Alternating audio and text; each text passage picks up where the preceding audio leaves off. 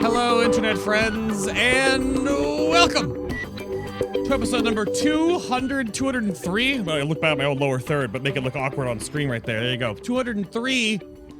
Today's the Holy Paladin show, aka the death of an era and the fall from grace of the Glimmerden. Potentially. I don't know. We'll talk about that today. But I'm your host. My name's Adam K, aka Bay. 203 episodes. If you've missed the previous stuff, of course, it's all archived on YouTube. And due to not one tweet alone, but I have been working on, and it's still processing, I believe, the audio-only versions of the show, of course, is located on iTunes, Stitcher, Google Play Music, my website, and soon, Spotify. If it ever processes and finishes, but we'll see, and I'll keep updated on that. But of course, I would not be sitting in this seat doing the show and keeping everything rolling, of course, without the direct support of you lovely nerds and ladies that are out there that continue to allow me to do so. So thank you very much to the patrons of the show and those that are unlocking and getting more of the show. There is more of that linked down below, of course, if you would like just more discussions, you want to see how the show's put together, you want to get the art assets that we're putting out there. The Azara wallpaper is also up, so you can go check those out. Linked down below is the show's Patreon page. Just got the show notes today posted. Go back and through all that. There's the mythic Azara wallpaper. There's one also for Jaina. Keep scrolling and scrolling and scrolling and scrolling and scrolling. There's a lot of stuff that's been coagulated over here over the years. And of course, it's all tagged. You can check that out if you would like. And big start of the show, shout out to my sponsors over at Corsair and Elgato. Did just see their Black Friday links. So, I mean, it's right around the corner. Apparently, though, it was Christmas 3 weeks ago, even though it hasn't even been Thanksgiving yet. The lights are everywhere, but if you're looking for parts and pieces and bits and bobs for your upcoming build or someone else's build, then go check out the links down below as well. If there's a better sale than what I can get you with the actual Final Boss link, then by all means use it. But if you go through my link, that'll still help out the show, the stream, and everything in between. And I definitely appreciate it. This is crazy. I don't know. The LS100 smart lighting stuff I don't know if I could handle this, but maybe you can. But thank you very much for all the support going into the holiday season. Got a lot of shows on the horizon here. But returning, I just asked where the show started, but now I got to double check. Pel, you're not wearing your ranting shoes. You only have socks on. Is that correct? That is correct. Now, are those socks good enough today for the amount of Holy Paladin discussions that you're going to get into with us? Is that adequate? They should be adequate. It's always a good time to rant about Holy Paladin. Well, I mean, healer meta too. That's a touchy subject. We'll get into that. Joining you to, I don't know what flavor we have in store today, but Jeath as well. Welcome back to the show, sir. Good afternoon. Now, are you here to correct anything said on the show that is incorrect, or are you just here to ask for buffs? I'm just here to do world quests. Well, you're still doing those? As we speak. Well, I mean, to each their own. And then Dragon boxes don't stack themselves. Oh, well, okay. That is correct. I was doing that on the stream of the day, actually, gotta get the 19,999 on all of those reps. Yep. That's right. Yep. It's very important. And then here he is, chat. Lily, welcome to the show. The fresh meat. Only one on camera with me today. Hello, Thank hello. you. You're just like, where do you want to? Oh, there's chat. Oh goodness. So what are you bringing to the show today besides a face? Toxicity. Oh, that. We don't use that word on this show. What are you doing? Well, I mean, we can. It's fine. Chat loves it. I'm certainly not doing world quest. No. Oh, and why is that? Because yeah, I don't like doing world quests. I guess. Oh, fair enough. We can talk about their design if you want, but no, let's not. I'll leave that for Reddit. That's fine. That's no. Just forget about it. Just forget about it. That's okay. But I want to go right back around in reverse order then. Lily, you're the new guest here. Your name came up every time I try to like build these class and spec shows every expansion. This one in particular, granted, Holy Paladin's always been giving its own show, but every single spec gets a show this time around. Hopefully, not sure it's going to happen, but you are a little new to this scene. So what the heck do you do in the World of Warcraft? What do you dabble in? How long have you been part of said dabbling? Yeah, I'm a moderator in the Holy Paladin Discord, or Paladin Discord rather. I write the Icy Veins guide, and sometimes I heal, I guess. Every time I try to retire, my guild just tells me no, basically. They write you a strongly worded note and just says you cannot retire. No, they just ping me on Discord with the message, "Good news, Lily," Oh. which means that I'm in for a boss. You're you're in for a boss. What was last time this happened on? Give me a little inside information on how your guild runs. I mean, technically it happened on Wednesday, but on Progress it happened on virtually everybody. And it's good to be needed, right? Now, do you only keep up with just your paladin, or you have like a whole repertoire of healers all sorted, or? I'm currently trying to keep it to 2, so I'm playing Holy Paladin, and at the same time I'm also playing a Brewmaster mod. But I have in the past dabbled in Disc Priest because I like overpowered specs. Oh, Whoa, are you suggesting that Holy Paladin is overpowered? I thought well, we agreed on the agenda before we started. Well, I the mean, show. no. Like, they're very strong now, but we all know that what's happening in 8.3 is happening in 8.3. And I thought that was what we agreed on. Okay, fair enough. So, Jeath, you're sort of in the middle of these two guide writers. What do you do when it comes to World of Warcraft, and how long have you been part of said dabbly doing in said things?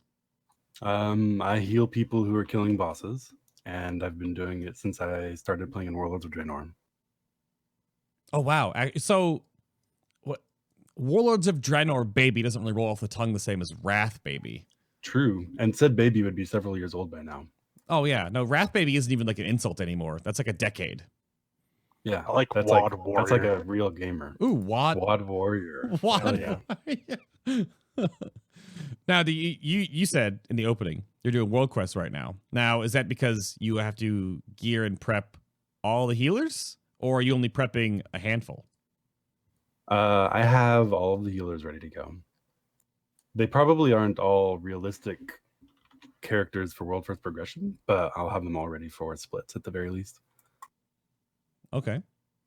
Now, this information sharing agenda, Pel, since you also write a guide, do you and Lily agree and disagree? Do you collaborate? Because what you've been doing this for a while now. So how long have you been doing what you've been doing in World of Warcraft?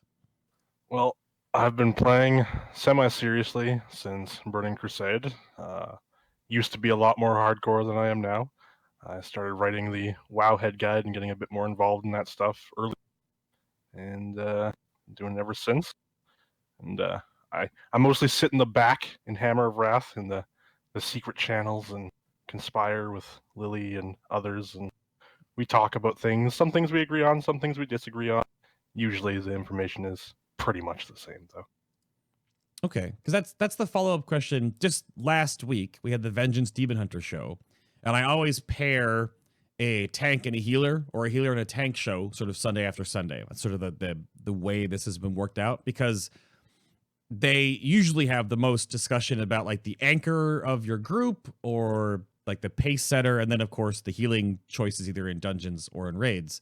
So they kind of go back and forth. But for Vengeance Demon Hunter, at least, there's been either some contention that came up in the YouTube comments, or some discussion that was in the Twitch chat, or even just like the sort of the feeling in the air about how certain classes and specs don't really have a big core of people that figure all this stuff out in this giant pot of goo that we want to sort out, either from healing, from damage point of views, from tanking point of views. Vengeance is very small. So do you have any shout outs to anyone else that helps figure out all of the Holy Paladin stuff? Well, shout out to the entire Hammer of Wrath staff team. They're great. We always have good conversation, discuss these things ahead of time, and usually reach a consensus. Oh, usually, as Lily laughs, what's behind that? No, well, our staff channel is basically filled with, what is it? Anime, Osiris, and sometimes we talk about Holy Paladin.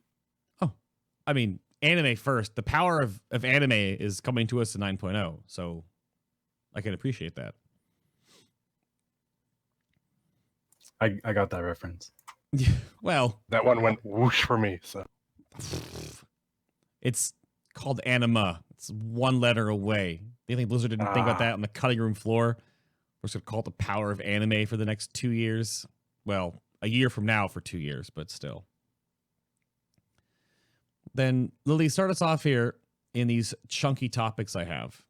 And I had to make sure I knew the first person to ask has the tenure to start this ball rolling.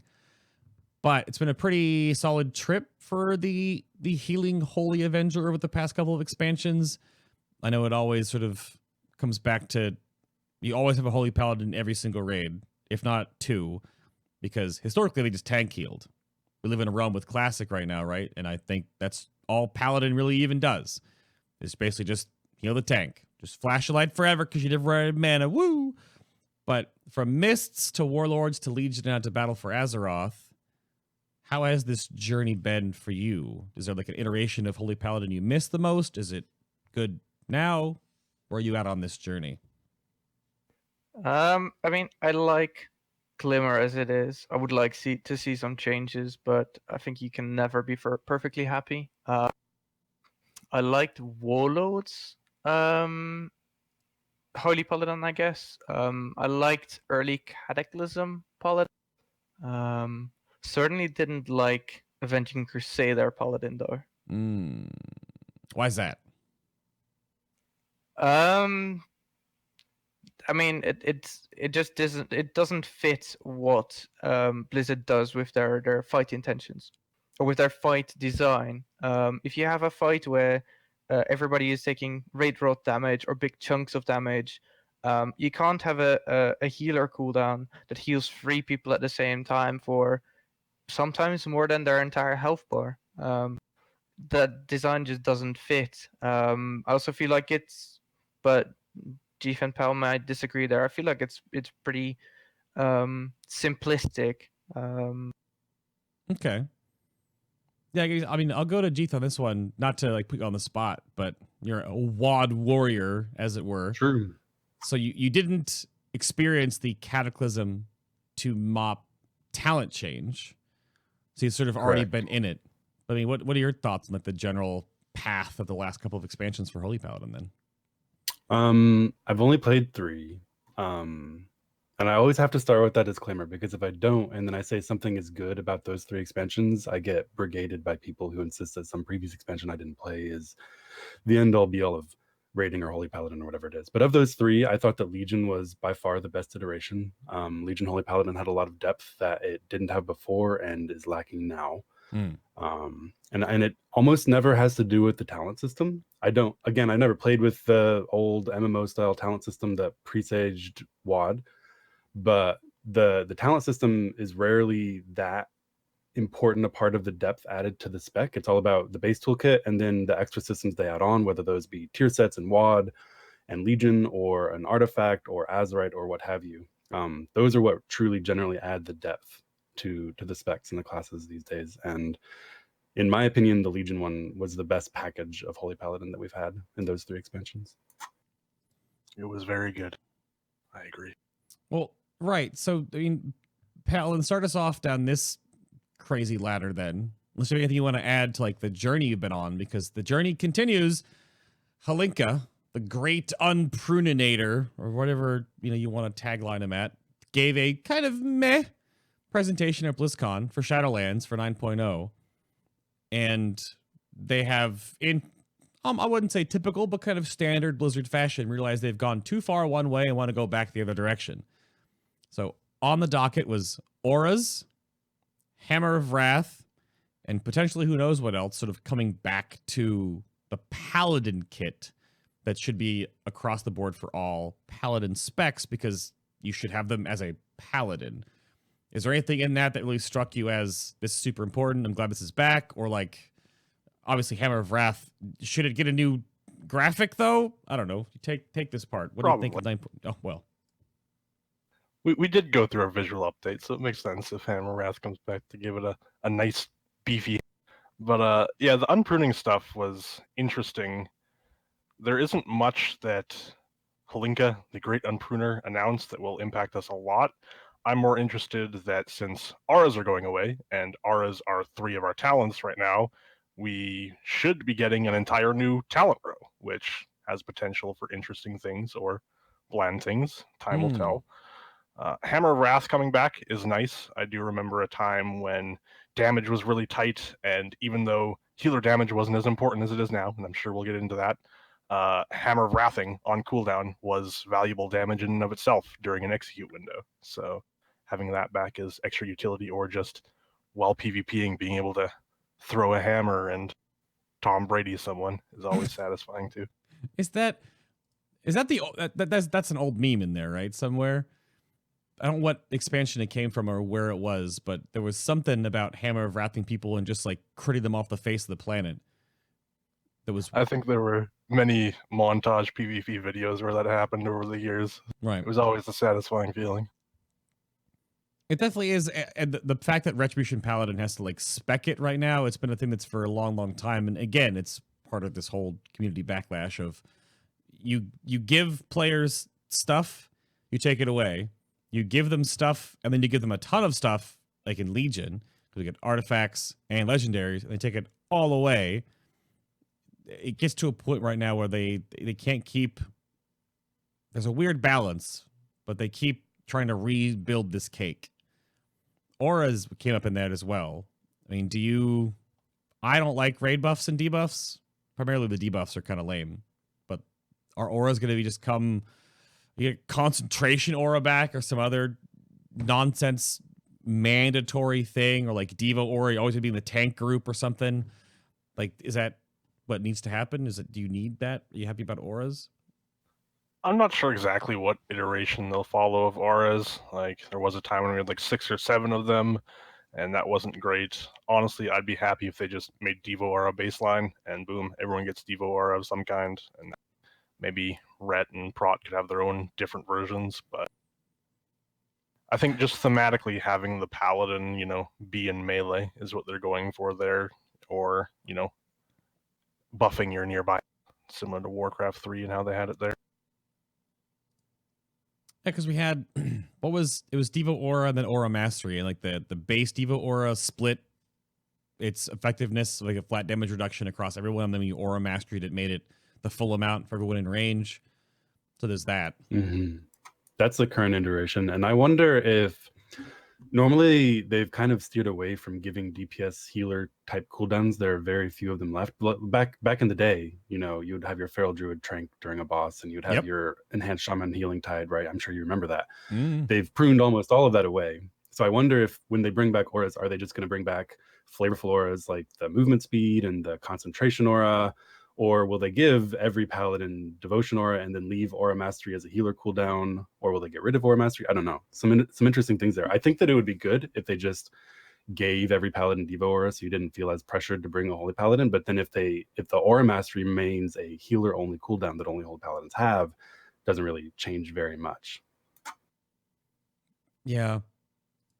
My issue is auras as an unpruning thing might be flavorful, but they aren't interesting. You just kind of have it, and it's there. You're not pushing buttons. You're not interacting with it in any way. It doesn't add depth or interestingness to the encounter. It's just like one more check mark. Oh, this boss hits hard. We need an aura. Check. We have a paladin. Right. So probably the same objection you have to having a monk and a demon hunter debuff. That's the thing with Retribution Paladins piping up about they just want Ret aura back. And sure, I guess, but that adds not 0.2% of your damage over an entire raid encounter. It just reflects some Thorns damage. It's kind of good in PvP. That was sort of where it came into play. Like obviously faster attacking classes deal more damage to themselves, so that kind of has a thing there. that little bit of damage reflects.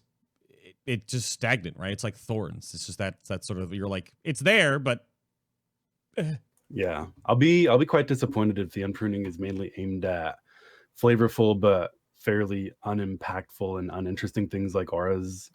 And I'll be happy if instead they use the unpruning to bring back active abilities that you think about and push. That's where the fun of the game is. right. Make Holy Prism baseline. Sorry. Oh gosh. Nah. Oh, you're in the Holy Prism baseline. I mean, at least Holy Prism's kind of fun. It's the offensive to heal or the defensive to do damage. But I miss it. It was a lot of fun. And If you like it, you should spec it. It's really cool. yeah, just spec it. ooh, Yeah. Talent that's I'm- been useless for like years now. Hmm. it's useless because just the numericals on it are just so crap, aren't they now? Going from Warlords of Draenor to Legion, they essentially nerfed it relative to the rest of your kit by 50%. So it's not a strong spell, but it's more competitive than people think. If Glimmer wasn't a thing, you could easily play Prism and be completely fine. Well, we'll get to that. There were people playing Prism in Uldir, so Yeah, it was fine. It does very competitive healing with Holy Avenger and Judgment of Light if Glimmer is not a thing. To clarify, when that was a thing or if it's a thing, you always hit an enemy so it hits multiple allies, right? Right. You wanted to get the 5 hits on all of your friends instead of 1 hit on one guy. Right. Unless you were in Mythic Plus or something, and then you would Prism yourself for a friend, and then it would splash damage to everyone else. Yeah. And Well, that's again, pretty cool. I like that interaction. well, that's your whole point you just went over, is that the buttons that have interesting interactions that have choices bearing in them are ones that are really impactful to the game and have that either risk reward or choice that players can interact with, because sometimes we just lose all of that. And that's what I wonder if Halinka just wants to bring back a little bit of that, but we don't know what we're going to get baseline, what we're going to get retalented, if we're going to get the new row like Pel said. A lot is unsure right now, but I guess that asks the real question, is that which other auras come to mind or abilities come to mind that you like to see return from the past? Like, Lily, start us off. Is there something you just want? What do you want? If you had one thing, just plop in your kit. I mean, Jeath mentioned that Legion Paladin was the best iteration of Paladin. I think that some of the artifact abilities were amazing. There was an artifact trait that whenever you hit Judgment, you would gain damage reduction for like 3 or 4 seconds. I personally thought that was amazing, because if you passively played it, it did something. If you actively thought about it, it could be a world of difference. And the same goes for some of the legendaries. The legendary cloak, many people were fond of. I was personally very neutral to it, but people liked it. It changes the way you play. Ilterendi, so the ring that whenever you judged made you do more healing, that could be a thing. If auras are coming back, we potentially have a whole row to fill, and I certainly feel that some of the artifact abilities and legendaries could be used for that. Well, that's the thing, right? Like, to expand on Legion and how much we've gained and lost is, if you look at Holy Paladin and its base kit, going from Legion to BFA, you only really lost Tyr's Deliverance, and I don't think anybody mourned losing that spell. It was there, but it wasn't great. And what we did lose, though, is all these interactions between our spells, which made Uldir feel like a very simple flowchart, where if Holy Shock active, do this, if Light of Dawn active, do this, else judge, bestow. If Infusion of Light is active, Flash of Light. Like, there wasn't much decision making going on in the core rotation outside of the standard healer gameplay of who do I heal, how much mana to conserve, and stuff like that. Whereas Legion had a ton of that, where the ordering of your spells mattered a lot. In Tomb of Sargeras, you had your set bonus and Ilterendi and all these things to play around with. In Nighthold, even, you had double Infusion of Light procs, which meant you'd go if you spent it all on Infusion of or on Flash of Lights. And in Argus, you had, Divine Purpose procs from rings going on, and some amount of that through the 4-piece, although it wasn't great that tier. Just all that interaction between our abilities was lost. Every single ability does something on its own, but there's no connective tissue between them right now, excluding, because we'll talk about that later. But it's interesting. Oh, I'm sorry, Paul. It's interesting to me that when you ask everyone, including me, what we think should be brought back, what should be part of the unpruning, it's pretty clear that when they talk about the unpruning, they're trying to evoke some of the popularity of Classic, and they're talking about vanilla spells primarily. Yeah. And when you look at Holy Paladin, there's not really much that they had in vanilla that we care to have back. You know, auras, who cares? Divine Intervention, no thank you. I mean, maybe it's fun, but I'm not looking to kill myself even more for my friends. There's not much that we had that we don't still have. Most Holy Paladins are going to be looking to much more recent expansions, something like Denounce, or something like the artifact abilities from Legion that would add depth and interestingness to the spec, rather than something from Manila that no one really misses, which maybe is a commentary on the pruning having been a good thing, although I'm afraid I'll get brigaded for saying that too. Yeah, I mean, even just going off of, we don't have chat on screen today because I have 3 guests, but to make sure we keep integrating it, the conversation just came up where, Jeath, you kind of like jumped on this, talking to Koi, like, no, because you thought the conversation was to give Rhett Sack back. We're talking about auras, so we're confused. Right. Not aura of sacrifice, yuck, but just, I can see, just blessing I of can sacrifice. see Rhett Paladins wanting some blessings back. I guess they only really have freedom and bop, and they're missing out on Sack. I think that would be fine, probably, in terms of evoking Classic and giving you some tools as Rhett. I'm not a Rhett mains. I do suspect that won't happen again because of Blizzard's tendency to concentrate healing type cooldowns in the hands of healers almost exclusively, with very few exceptions, over the past several expansions. Yeah. But well, I mean, Shaman are getting healing stream totem back potentially, which as enhancement, I gotta ploop it, and I'm gonna have 300,000 health, and it's gonna heal me for 4,000 over its duration. Woo! Right. It doesn't do anything. We don't even know if that'll be worth the global. Right. Correct. So it's not like giving you healing tide back. That would have been impactful. Right. I mean, that was, you brought up earlier about dropping. It was the fight that comes up to mind is Throne of Thunder on Megara. On, I think, the combination of the last couple of heads, we would have conductivity, so doing damage with Storm Strike keeps our healing rain down, and then we would have that with Ancestral Guidance, damage equals healing to echo out around us, and then we would drop Healing Tide Totem, and that would be a supplemented healing cooldown with 1 major healing cooldown. That was like the pairing, but then it became, that's how you basically did everything, is instead of having 4, 5 healer cooldowns, you had 15 in a raid group, which was obviously hard for Blizzard to balance, which is why they pull all that stuff out of non-healers. It also makes the healer ones, outside of maybe like Divine Hymn, all feel really impactful, right? When you land that heal. And Revival, I'm sorry, monks, they nerfed the crap out of your Revival going into BFA from the Legion version. So talking about things that you want back, how about the flip-flop? Is there something you would be totally fine with removing from the Holy Paladin kit? I don't know which of the 3 of you have something that comes off the mind right off the bat that you want just gone, you don't need anymore, that could be removed. That's just... Yeah, I have a good one. All passive damage. Yeah, I very much agree with that. I don't think that any healer, like Martyr, you mean, the ability. No, I like mean, Crusader. no, not damage to yourself. I mean, doing damage to the boss as part of your core healing rotation and not losing any healing power from getting free damage. Free damage to me is what Disc Priests do when they heal and what Holy Paladins do when they heal. And to me, that's really, really bad for the game. It creates what is commonly considered a fairly toxic healer meta, where every healer brings the amount of healing that's necessary to kill a boss. That's pretty clearly true. Almost any healer can heal any boss. But some healers just bring this extra stuff that the other ones don't. And the biggest extra stuff that matters these days is healer damage. Yep. Holy Paladins and Discs do it for free without losing any HPS. Druids, monks, and holy priests and shamans lose HPS to do DPS. And to me, there's 2 solutions though, right? You can either give everyone free damage or you can take it all away. Taking it all away is better, because to me it's very interesting as a healer to make the conscious decision, I'm going to sacrifice HPS to do more damage here, or I need to do a lot of healing here so I won't do damage. It's much less interesting to just get damage for free, no worries, easy peasy. It's more interesting to me when you're a druid and you're like, okay, hots are out, I can now spend some time wrathing or kitty DPSing. So that's what I would like all healers to be taken to. I want to get rid of Crusader's Might and just delete free healer damage from the game.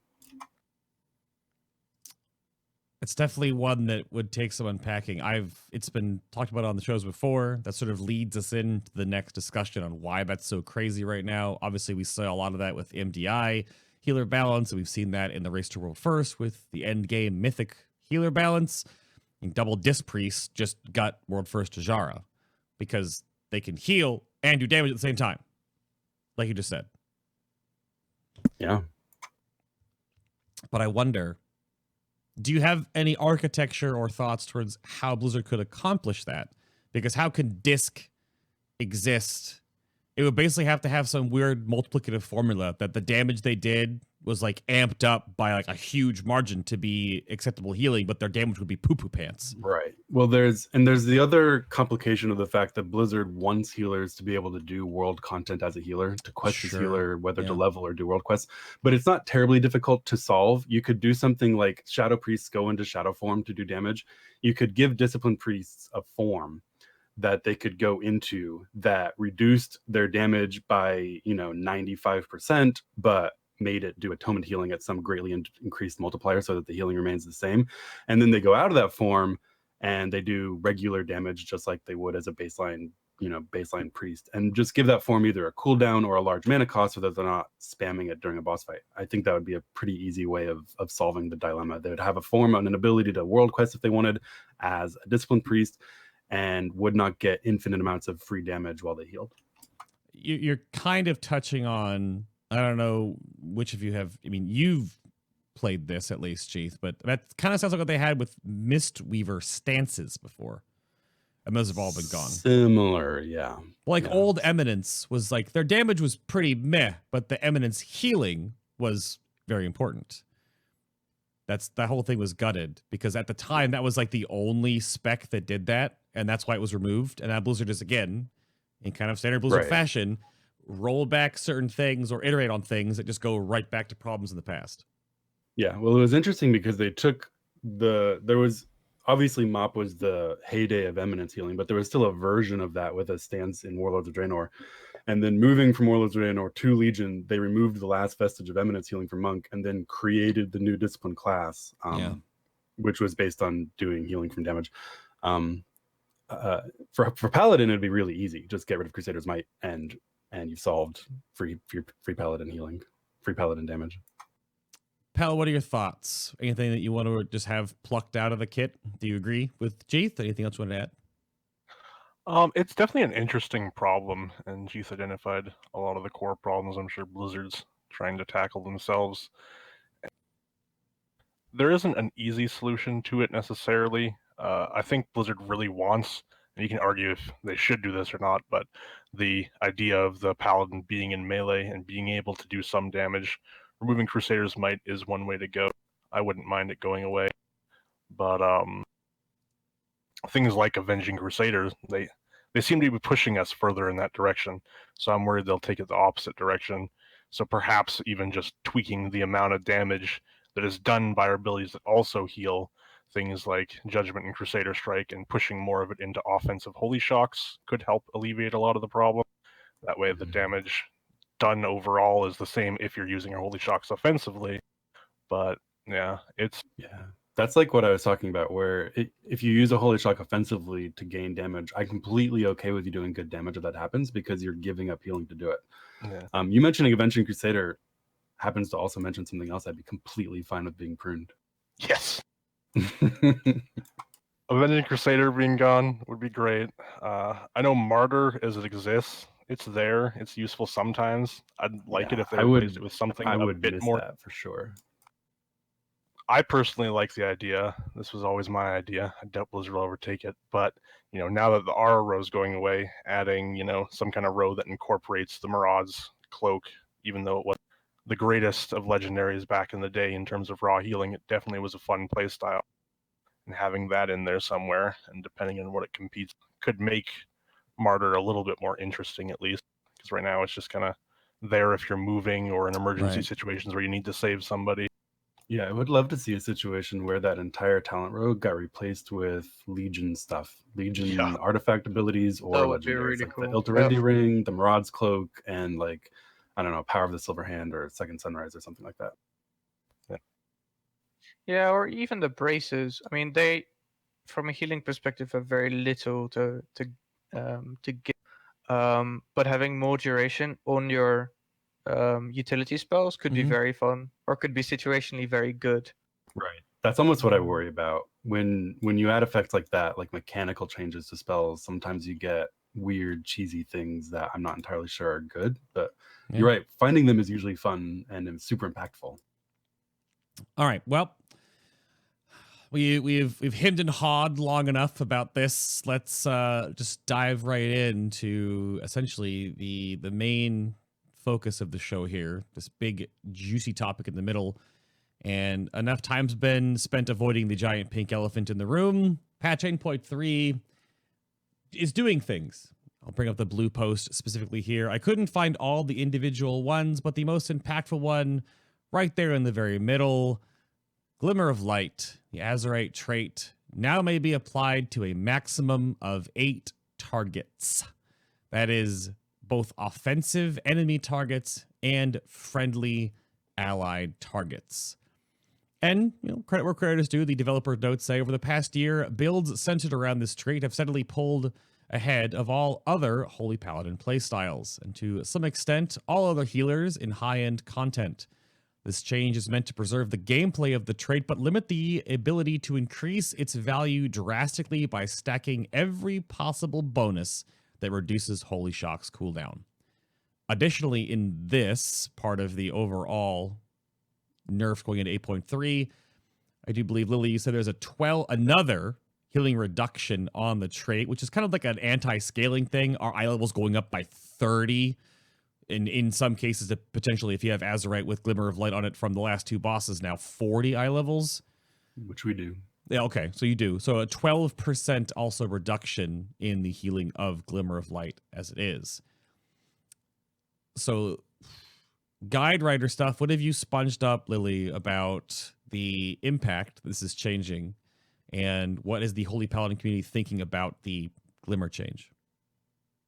I mean, the initial reaction was to build a giant bonfire and cremate Holy Paladin as it was, I guess.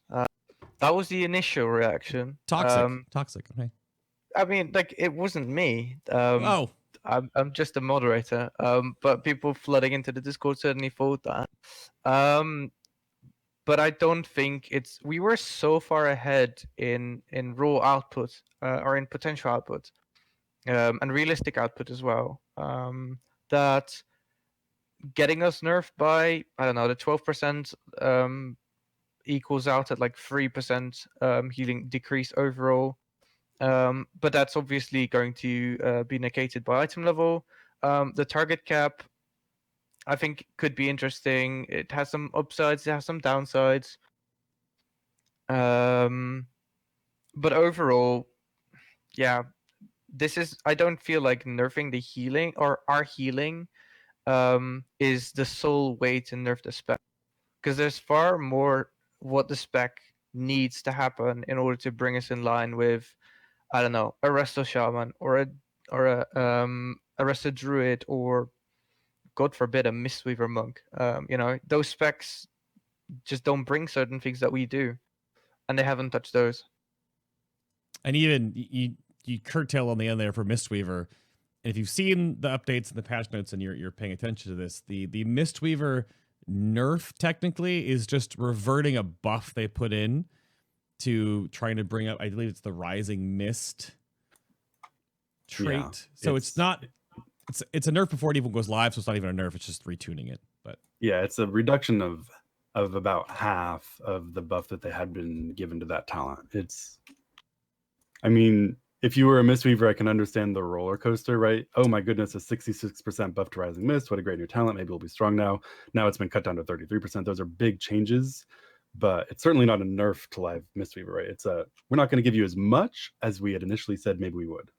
So it's still a buff, though, from live, from the Yes. 8.25, yeah. But that's where this comes into play here. And this just goes right back to what Jeath was saying, is that a lot of this extra damage, because you can ramp up all your glimmers on friendly targets, and then not only can you do that, you can have them on enemy targets. So when you're healing everyone in the raid almost right now. You're also doing damage to the bosses or every boss or the ads, right, at the same time. Just for doing what you're supposed to do. Yeah, a fairly standard approach was to Holy Shock the boss before you went into your Avenging Wrath. And then as you ramped, your next 20 Holy Shocks, also just Glimmer the boss for free, which is a pretty extraordinary amount of damage with essentially 0 healing loss. Yep. So now with the target cap now, though, the notes I have here, is there any new path of healing or a new build that might evolve? I would imagine that Glimmer stays the strong suit for like PvP and arenas and Mythic Plus because there's less targets. Mythic Plus is 5 people, so it doesn't really affect it there as much. The actual percentage nerf will. But is there anything that you guys have built or are looking at building in different Azerite trait styles or the new essence combinations maybe? For you to stop picking Glimmer as an Azerite trait, they would need to delete it or make it start hurting people. The problem is that Holy Paladin Azerite traits aren't good or impactful at all, except for Glimmer, and with a couple of other exceptions that become relevant this upcoming tier. But Glimmer was the only good one with like 1 or 2 other exceptions. And so even if it got nerfed by 50%, you would still pick Glimmer because it would still be doing more HPS than your other options. Interestingly, if they did delete Glimmer, then it would open up some very interesting arguments about, do we go back to Avenging Crusader or do we play Awakening with triple Avenger's Might or something like that? But it turns out that next year we don't even have to make that choice between choosing Avenger's Might playstyle, which could be really fun with Awakening, or choosing Glimmer, because they went ahead and gave us multiple pieces of Azerite in the new raid with both Glimmer and Avenger's Might on them, which is the first time the entire expansion that any such Azerite has existed. And it's going to be a pretty extraordinary buff to Holy Paladin. In fact, I think for most Holy Paladins, unless you're at the very top of your game, you usually have so few Glimmers out anyway that the 8 target cap isn't a big nerf to you, and then adding Avenger's Might to your Azerite is going to overall on net buff them.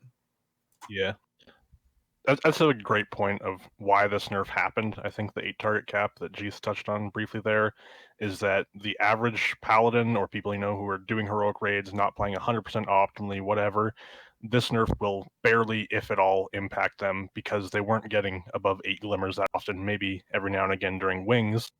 But the biggest nerf came to players who did play extremely optimally during their wings.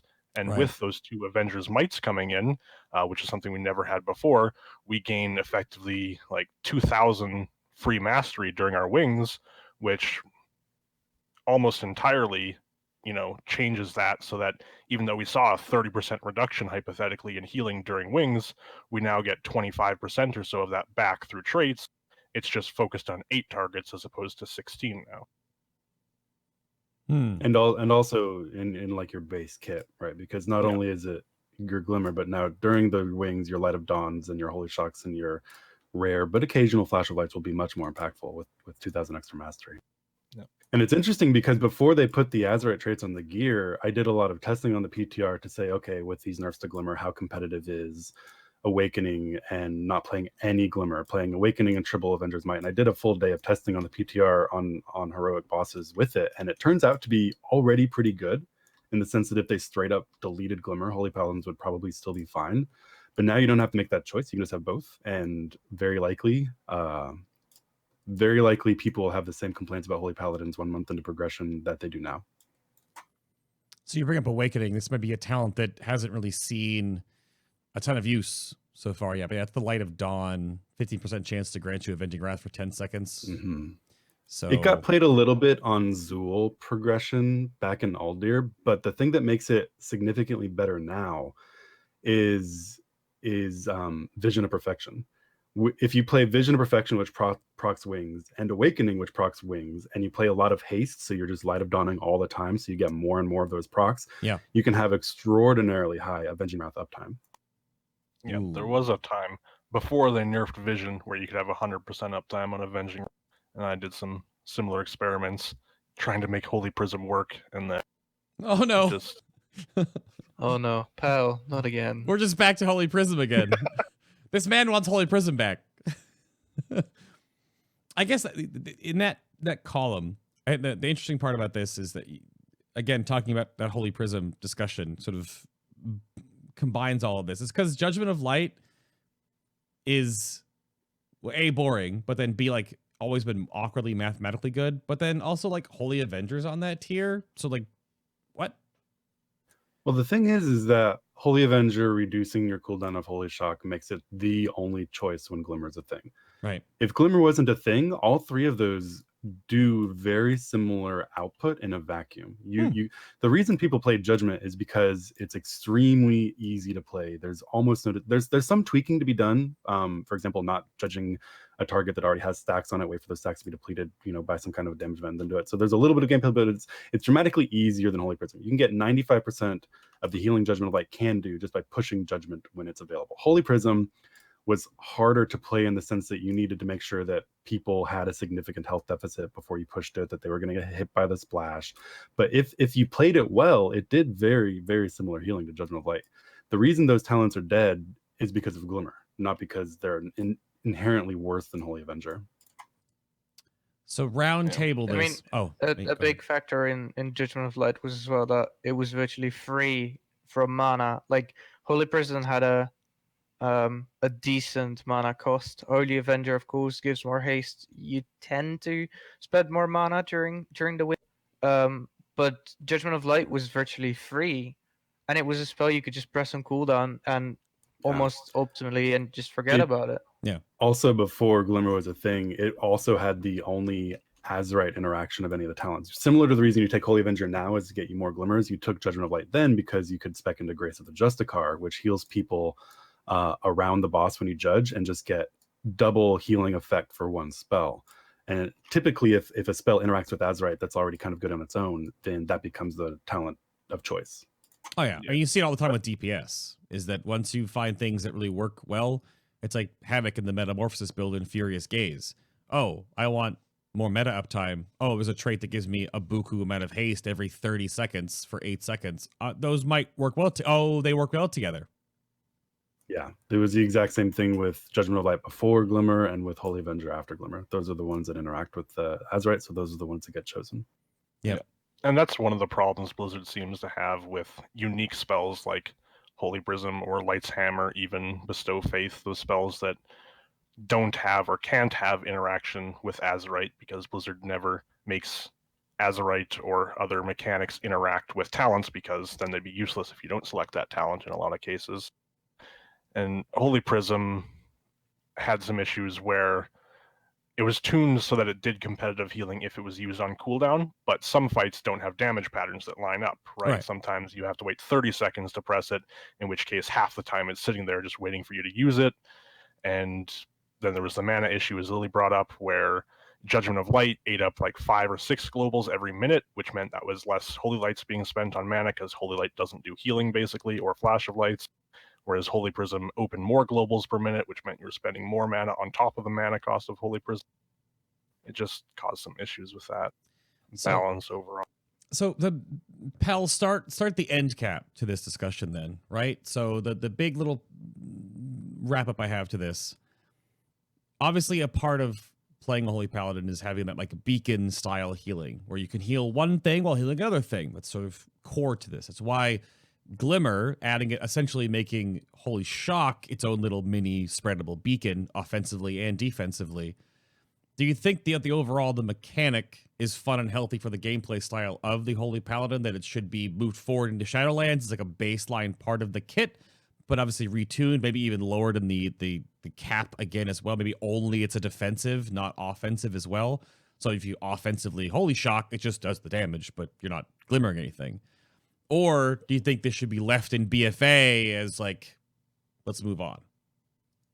I wouldn't mind if it got left in BFA or added as a talent. There are some concerns with making it a talent that Blizzard generally doesn't have the greatest talent balance sometimes, so it would just either be overpowered or dead, which, why does it exist in that case? Or it's just maintaining the status quo.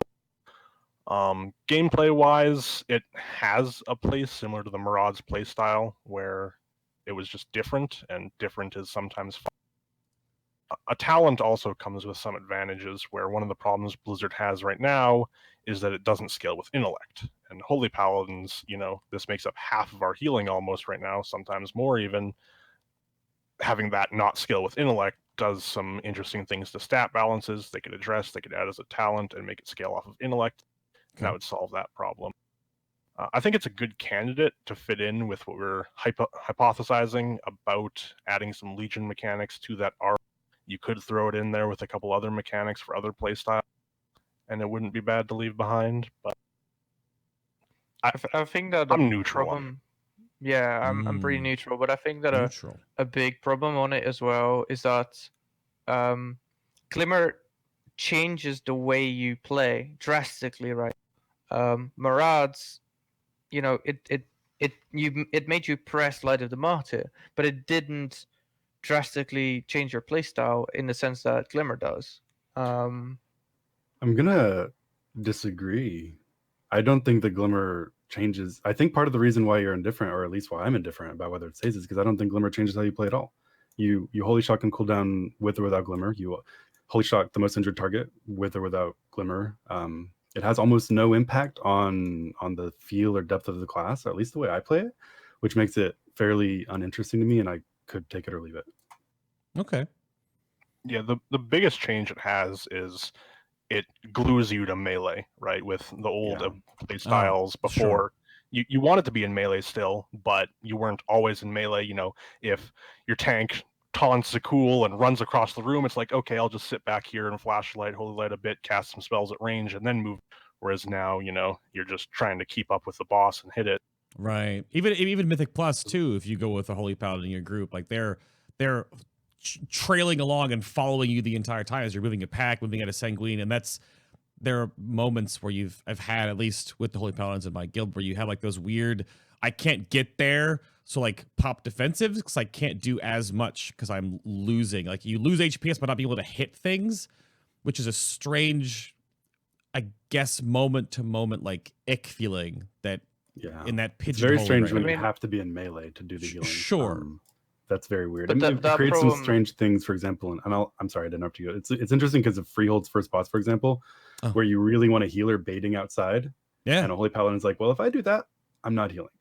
And if I come in, then we're all getting pooped on by the bird. Anyway, I'm sorry, go ahead. Yeah, that problem is twofold, of course, because especially Mythic Plus, where your whole group is virtually in melee, your mastery is also amplified in melee. Because your whole group is there. If you, like on the first boss in Freehold, are baiting, you virtually lose all your mastery value, but you also can't hit the boss, so that doubles up. Yeah. There's a couple of things there. That's why I wonder. The neutral to if it gets retooled in some way, it's an interesting topic because this is like they have this cornucopia, Blizzard, or the they in this statement, of past set bonuses, 2 pieces, 4 pieces, all the Legion artifact perks, all the Legion legendaries from all these past years. I know some people kind of groan about, well, I don't want just old stuff to come back to me. But in the same way, they have all these things to go off of, where there's really pivotal moments in player fantasy or power or play style or moment to moment that they have on their canvas to bring back in Shadowlands. I just wonder if they're literally just going to pull out Azerite gear, whatever the new gearing system we don't know yet because corrupted gear is the beta test for 9.0, and then just plop in, like for Paladin, you're going to get your aura, you get Devo aura back, and Hammer of Wrath, that's it. And then you're basically just playing BFA with 2 spells you used to have and then like nothing. And it'll be the exact same thing. It'll just be that like... would be a tragedy. Terrifying. That would be awful. Yeah. That's what happened with BFA, right? Right. That was the beginning of BFA. Yep. Yeah. They just took a bunch of stuff away and it's like, here you go, kids, no new toys. We took all away all your other toys, and then to go to Shadowlands and them to do that again, it would just be like, all right, we are just 2 steps backwards now instead of 1. Yeah. Sounds like BFA with extra steps. Yeah. Well, a step that all healer shows have to have is the healer hierarchy. This might not have as much to discuss as like my giant paragraph here because it might just be kind of easy to just say this is this. But Jeath, start us out here because obviously what you have learned from the high rating you've done, and now your move to method and the way that high-end progression has to be tackled, where you drop healers to add DPS. And historically, like going to 2 to 3 healers when most guilds are going 4 comfortably, maybe even 5 to overheal, like Orgazoa kind of thing. Do you see a change in the wind in Visions of N'Zoth patch 8.3 for the healer meta? And if so, what's the wind changing to? It's a still wind. There's no wind. I don't think that the meta is going to change in the least, whether it's at world first level or mid tier, or a group of friends working to progress through mythic steadily over the course of several months. It's going to remain the exact same. The nerfs to the healing that paladins and discs do aren't sufficient to make them incapable of healing the content. They'll probably still be one of the best healers for healing the content, and on top of that, they bring free damage. So why would you not take that when you're trying to kill it? Especially at a world first level with 10 less item level than you're supposed to have, and every single iota of output matters for killing the boss. You just wouldn't accept not having the extra 11, 12, 15,000 DPS that a paladin or a disc priest brings, instead of a druid that brings 1 or 2k by keeping up dots every now and then. So I don't think there's going to be any change in meta whatsoever, which is possibly not the worst news ever, because the meta as it is right now, while it seems super toxic if you love being top dog and you wish that druids or monks were the best thing ever, right now all of the healers are capable of healing all of the content. So if you're not in a very tip-top guild, that's not the worst thing. If you're a really good druid, you're going to still go to boss fights and you're going to be a great asset to your guild. No healer is left out in the cold like they have been in past expansions, unable to handle the content. It's just that at the world first level, you're going to see double disc, double paladin, triple disc, single paladin, maybe 2 discs, 1 paladin, 1 resto shaman on some bosses, and not a lot of else. And while that seems super bad from a distance, maybe close up, it's not that terrible, because we all play this game as a job anyway, and we all have those characters available, and it doesn't really impact very much in terms of who's playing or anything like that. Yeah. So I have mixed feelings about it. While I agree that the healer meta is a little bit imbalanced, and I understand people call it toxic, in my opinion, it doesn't actually have very much impact. If you're a good player, you're playing, whether it's because you're re-rolling to a paladin in method like Potter did, or because you're a really good monk in your world 20th guild, and that means you're going to play because it's better to have you in on a monk than to have someone else that's going to die more often and cause more wipes when you don't need the extra 10k DPS. I don't know, Pel, do you have anything to add to that? You touched on Discipline Priest there. That's like the next topic that sort of leads me into the follow-up that Jeath summarized really well, is like, what do you think Blizzard would do or could do to make it so that each tier high-end meta list isn't just Discipline Priests, Holy Paladins, and maybe a splash of Resto Shaman for SLT, which is kind of what it has been for a while. Because that trickles down to this community perception of, oh, you can't play Holy Priest, you can't play Mistweaver, but as Jeath just said, yes, you can, unless you are doing what Method and Limit and Pieces are doing, right? Yeah. Well, that's been a thing for as long as I can remember, that people fixate on what the meta is, and good players who plays, weaker classes, let's say, get left by the wayside. The best player, like, if you have a good player, it doesn't matter if they play a Feral Druid, an Enhancement Shaman, or a Mistweaver, they're an asset to your raid. You should bring them. And nothing changes that, generally speaking. So having a healer meta like right now isn't terrible. We have every class that can contribute and do everything they need to do. Paladins and priests may still be a little bit stronger than the rest. They have extra utility, extra damage, etc. A big part of what contributes to paladins and priests being so powerful is ultimately the power they have in short bursts and how you can kind of rotate that. Yeah. If we had more fights like Orgazoa as an example, paladins obviously were a bit broken just because of our raw healing, and Disc Priest would still be a bit better, but that gap's gets a little bit closer between other healers. And in general, too, this becomes more of a problem when you have 2 heal fights like Ashara, 3 heal fights like Unat. If there are more 5 heal fights, most people can't be like Method Pieces or etc. and stack a bunch of classes. You just bring the best player, and everyone ends up okay in that scenario.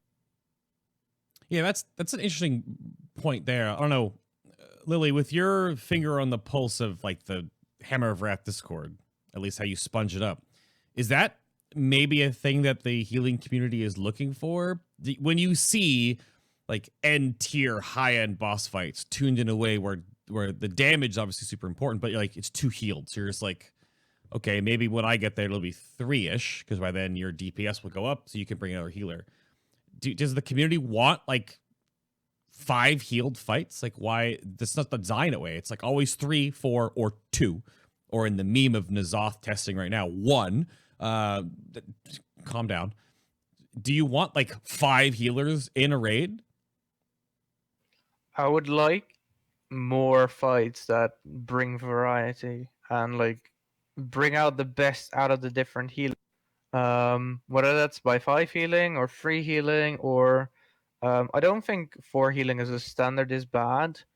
I think deviating to the lower end, so like 3 or 2 or even 1 healing, can be pretty bad because it brings out, you normally have 5 healers on your roster in your average guild. If you are on Eshfane and all of a sudden you're 3 healing, that means that 2 healers need to sit out, and then all of a sudden, you have the next boss where it's 5 healers. I would like a bit more consistency in that sense. This tier has been pretty bad in that, but overall I agree that yes, the meta is not great, but we touched upon Throne of Thunder earlier.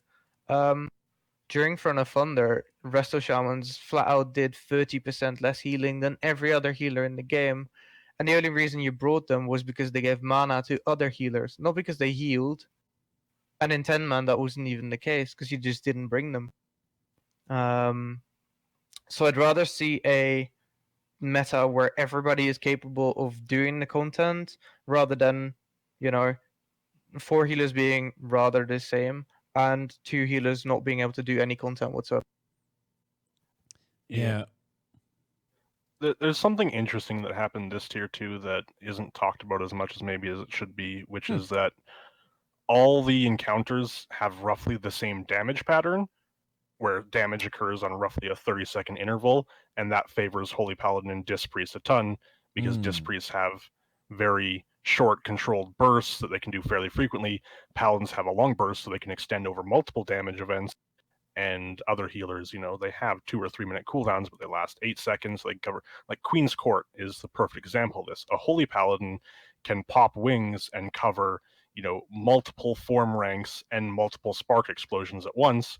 A Druid pressing Tranquility covers 1 of those damage events roughly, maybe 2. And that's caused a problem this tier. So just making sure that in Ny'alotha or future raids, there is more diversity in damage patterns overall, add more spot healing. Argus is a great example of a fight where, there was lots of damage, but spot healing was more important because the damage came infrequently enough. You had time to to top everyone off. The only people who were in danger of dying were people with chains or with debuffs or who were running out with stuff. Those were the people that needed healing, which changed the way people played, at least. Yeah, it's interesting that you touch on like Resto Druid right there. That was sort of the end bit to this whole thing, is that we live in this realm in the game we've talked about multiple times where Blizzard has to then account for both your PvE side of balance and the PvP side, which it's going to make me just go like secondary rule set. But Mistweaver and Resto Druid are terrifying in arenas and just PvP in general, because they can just heal everyone and then hide and run away, and they're still healing people. Whereas again, the opposite to that is the Holy Paladin, which normally wants to be like in melee hitting things, but then when you're in melee, you're like, oh, there's 7 rogues, and you're dead. So, or use bubble, and then you're dead after your bubble. So it's weird and that's one of the nerfs coming to Harmony for Resto Druids in 8.3, is they're nerfing their stacking mastery scaling down to help try to like lower their single target raw, like have 7 hots and then be invincible for 13 seconds or whatever. So it's I would imagine it's definitely a tough situation for them to try to do, because if they swing it too far one way, these healers that are just terrifying in the PvP scene all of a sudden become the best in PvE as well. So I wonder if that's kind of like what Tanks talked about with Vengeance again last show, is that they specifically said that when Blizzard made Vengeance Demon Hunter, it was the dungeon tank with some raid potential, but it was the dungeon tank. And that's not what people want to hear, is like your class or spec is like it shines in 5-man content or in Battlegrounds or in Arena, but meh in raids. It's hard. They got 3 different buckets. Yeah, it's a little bit antithetical to the idea of an RPG. Sure, that yeah, your class or spec that you associate with and you want to main isn't acceptable in a particular kind of content. In an RPG where you even Blizzard has said they want you to associate and identify with your character to a certain degree. Mm-hmm. If you're going to be a Holy Paladin, you're going to be a Mistweaver, you'd like for that to be a thing you can play in all arenas of the game. But that there's some tension there, obviously, with there being different toolkits being appropriate to different arenas of the game. 5-man healing is very different from 3-man in Arena, which is very different from 20-man healing and raiding. And different toolkits bring different powers to those, which result in those different imbalances where Resto Druids are the undisputed gods of Mythic Plus, but middle of the road in raid. And I agree that it should be playable everywhere, but I don't know how you solve the problem of making it equivalent in all aspects so that you can associate and identify, I am a Resto Druid and I'm going to play it in everything. You shouldn't be blocked. You shouldn't be like a Vengeance Demon Hunter and say, oh, I guess I can't raid, because then you're not playing an RPG anymore. You have to reroll Pro Warrior for that. Yeah, well, yeah. And so it's obviously it's a continuous struggle bus, I think. But it's a fun conversation to have because it's always interesting to figure out where all that lies. But Lilaith is around the corner. Little over a month and a half away. I put my bet on January 7th, if not the 14th. The anniversary event goes away, and then they slap in the new races that require you to rep farm without the rep buff, which sounds very Blizzard. But I'll move some things to the after show, but I do want to sort of end this section about this whole healer meta talk. Is it also kind of goes part and parcel with your tanks. So I want you to each sort of go through if there is a particular tank or tanks in their hierarchy that you actually enjoy healing the most or the least. So, Pel, what is your favorite tank to heal or to, go with into content, and your least favorite right now? Well, I won't say there's a favorite or least favorite because they all play roughly the same. I don't do much Mythic Plus, so maybe it's completely different there. But from a rating perspective, not much changes. If the tank's dying or about to die, you heal them. Elsewise, you keep your beacon on them and keep an eye on them. Paladins definitely have the most synergy with Brewmasters because beacon provides a steady stream of healing, which counteracts their stagger. And there are some times where, a Prot Warrior runs in on Orgazoa and gets smacked to 10% health and you shit your pants for a second. But, sure. Outside of that, once damage stabilizes, it's not too much. Some tanks are a little bit spikier. I remember having some issues with that on Fetid Devourer, right? We had suboptimal tanks when we did that for a while. I mean, I wouldn't say I have a favorite or least favorite, just synergize well with Brewmaster, so that's usually a good combination. But yeah, well, okay. Yeah. So your top vote's Brewmaster. Jeath, what's your? I mean, my answer is basically that there are only a few tanks that you actually heal, right? I don't have a favorite tank that or a least favorite tank to heal. There are some tanks you just don't heal. It feels like you can heal Brewmasters, you can heal Guardian Druids, you can heal Warriors, but DKs, Vengeance Demon Hunters, they basically either, and to a certain extent Paladins, either they're managing their tools correctly, in which case, beacon's enough, or they're not, in which case they're going to die and there's nothing you can do to stop it. So my favorite to heal are the 3 that we actually heal, and my least favorite to heal are the ones that I ignore because they're gonna die if they're gonna die, and there's nothing I can do about it anyway. If a Death Knight fucks up his death striking or his mitigation, he's dead, and there's nothing your piddly little 20k Holy Light's gonna do to change that. Yeah, it is it's a team effort. Despite how at the beginning of the expansion it was definitely not. Tanks were super weak. I remember the earlier discussions about tanks were just basically like, you have to put everything into a tank or they just fall over. It's obviously mellowed out, I would say. Outside of the outlier, which is Brewmaster still. But Lily, how about your last point on this one? I mean, yeah, I once joked in all there that tanks are a healer mechanic. Wait. Because yeah, they basically had no self-reliance or whatever anyway outside of Okay. D, and then they flawed DK so hard that they basically don't exist anymore. I think that like when it comes to like what is my favorite, I just like Brewmaster. I play a Brewmaster myself. I like playing it myself in Mythic Plus. I like the fact that I can forget about them because that means that I can focus more on others, focus more on mechanics. I don't know. I'll be happy to see others though. I'm excited to see a Vengeance Demon Hunter potentially, because they look strong going into next year.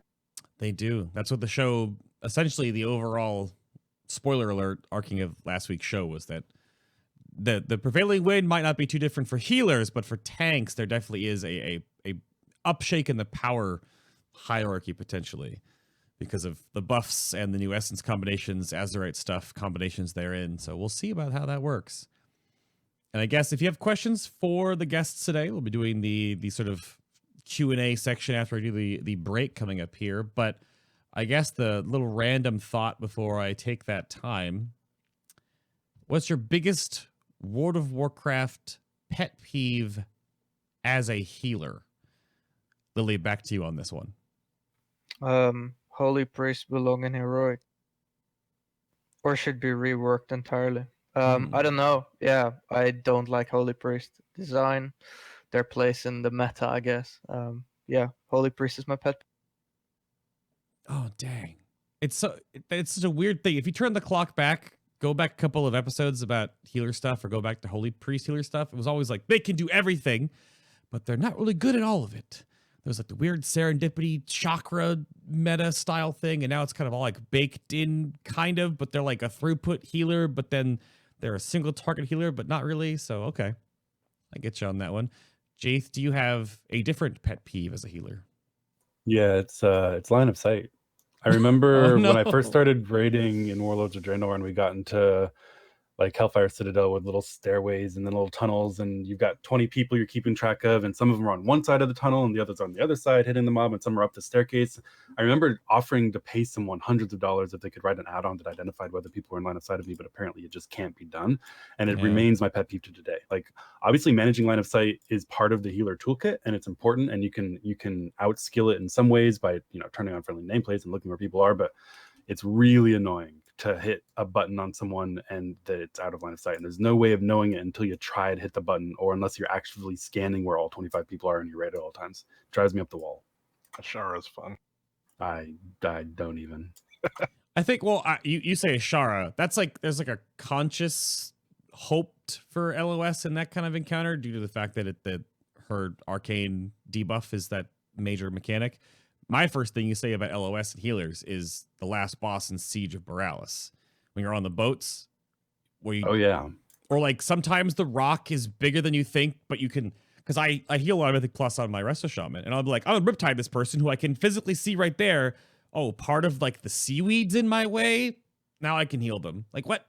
There's nothing in the way, and like some vertices and Z-axis aren't flat. There's like hidden bumps. Yeah. I feel on that one. Pal, how's your pet peeve? Honestly, I don't have many pet peeves. I mean, I get a little bit frustrated when someone messes up their own utility or abilities to stay alive and then instantly blames the healer. But, I mean, that's just part of playing a healer. I guess I'll go with line of sight, too. There's nothing more infuriating than when you're doing Ashara and somebody decides to drop their stacks after the first explosion, and you go to holy shock them with 15 glimmers up, and they're just out of line of sight. You're just like, oh, okay, I guess you're not getting healed. Okay, the line of well, sight. because there's no information available about it. You inevitably lose time, right? You lose at least a second or a global, realizing that spell's not going off on them. I just wish there was some way to show it in the game's UI. That would be the greatest boon ever. More information is always good for a game. Because if they faded out in raid frames like they do when they're out of range, would be fantastic. Yeah. If there was different values to that sort of fade, because when they're obviously in range, they're just fully fine. And Yeah. then once they're out If of they- range, they kind of gray out, but not. Yeah, okay. Yeah, if they added some way of accounting for the fact, like anything in the base code that let you account for the fact that they're out of line of sight other than casting on them, then add-on developers could do whatever we wanted and make it, Yeah. pink for out of range and purple for out of line of sight, and we could do whatever we wanted with it. But there's nothing that you can do other than cast on them and realize you can't do it, or constantly be scanning to see who's where. All right.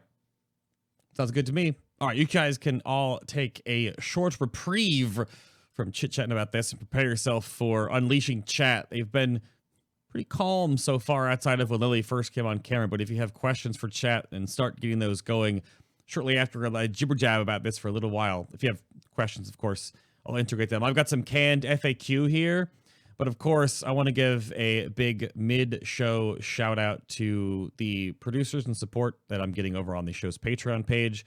You are getting show notes. You can see how the show works. You can get, of course, the BTS podcast after shows that are sort of a wrap down off script, sort of anything that I clip from the main show. You get that as well. So there's more podcasts, of course, that is RSS feedable on Patreon. And there's also the art we're doing now, the full-fledged wallpapers that are happening there as well that Teutron is putting together for you guys. We're up to 71 podcasts, of course, it's all tagged. So you can, of course, dig through all of that. But that is a big extra side bit. If you want more of the show, it does exist, and it keeps going and going and going and going and going and going and going and going and going and going and going. You can just skim through that if you want more of the show. And holidays are coming up, like I said at the beginning of the show, but some of you might not have been here. FinalBossTV is now partnered and sponsored with Corsair and Elgato, and I think Elgato at least just posted their Black Friday deals on Twitter, so you can see through the different outlets what all the deals are going to be.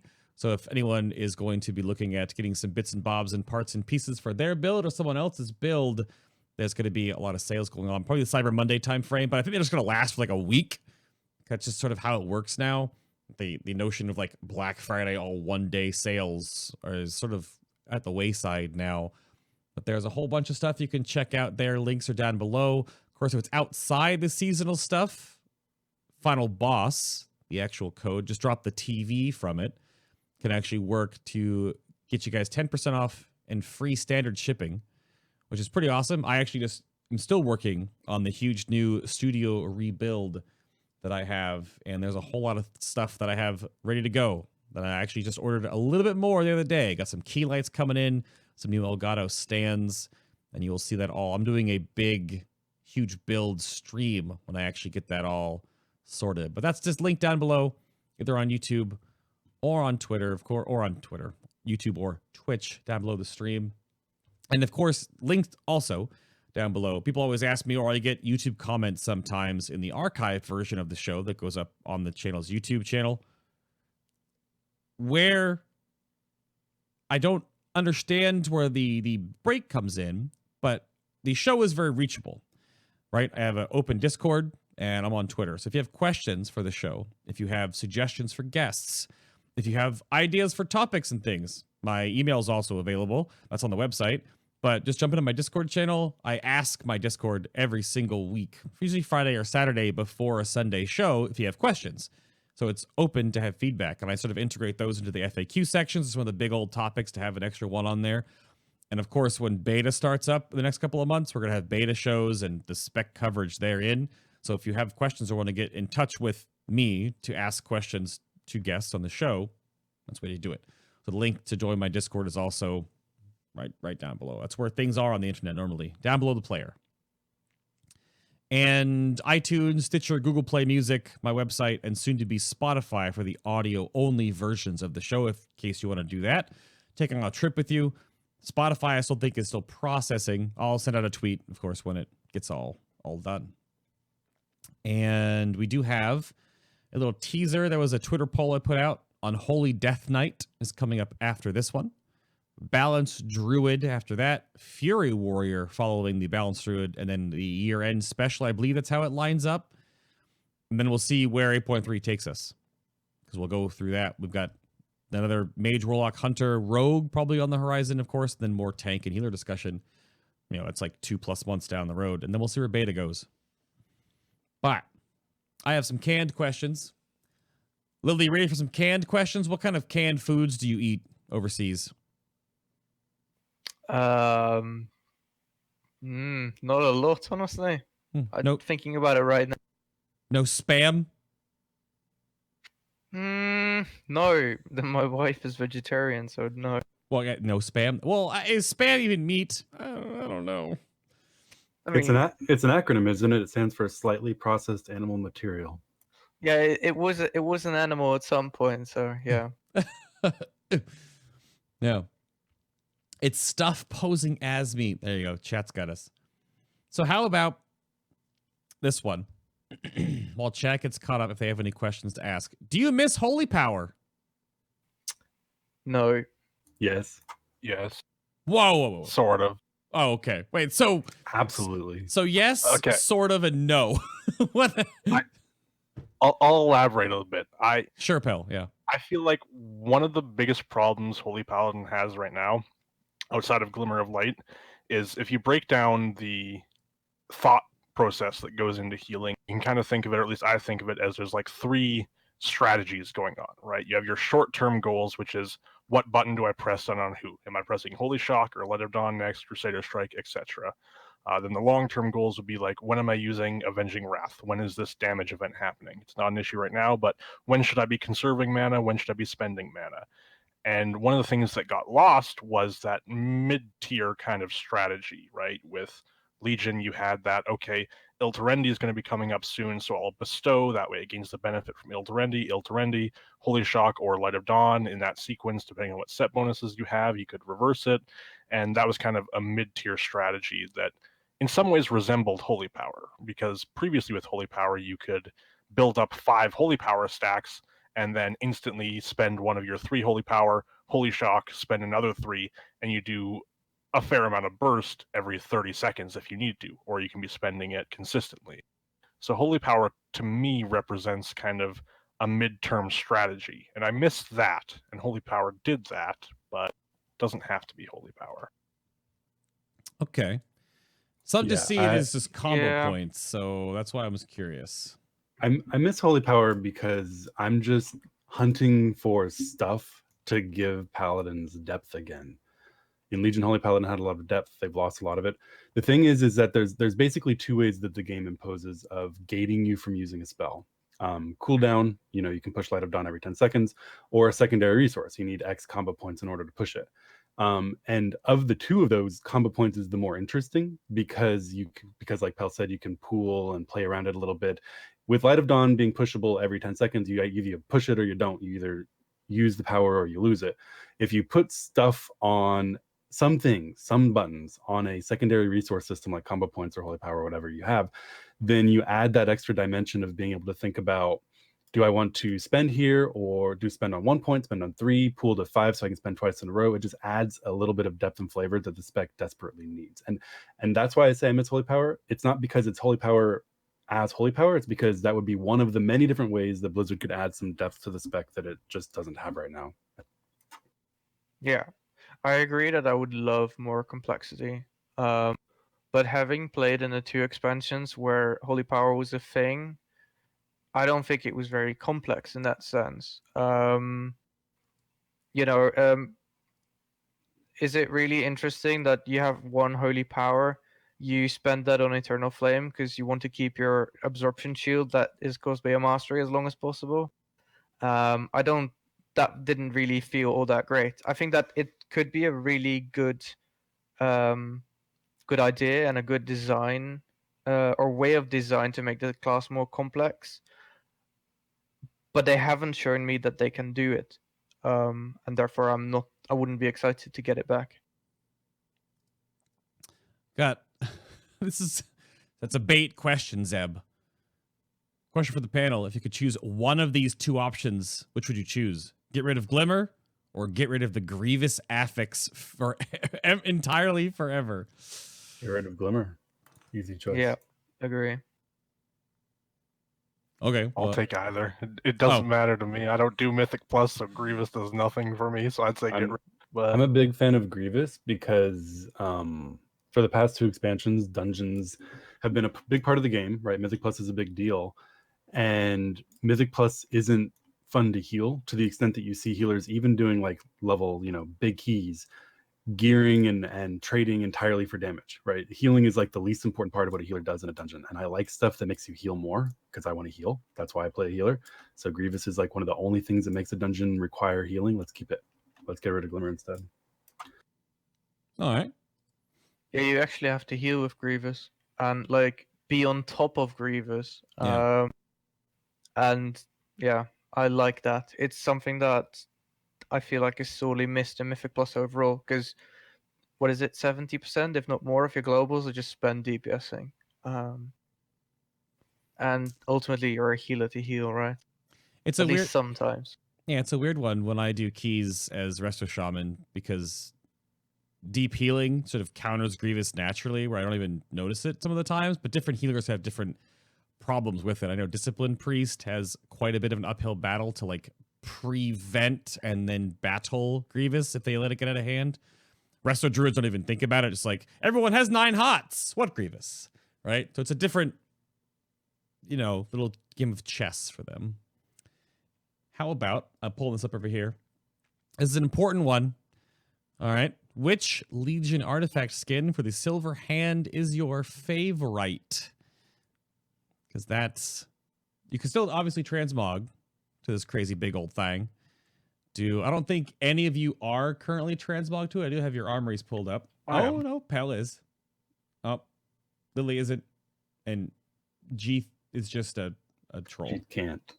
Yeah. Yeah, Do you even have one of the appearances, Jeath? Because you boosted It that gives character. when you boost, you get the baseline silver artifact, silver hand that you got when you hit like 110 back in Legion. But I don't have any of the appearances at all on the EU account. So, and the problem with the Apparently you baseline can get appearance, them. I don't. Yeah, okay.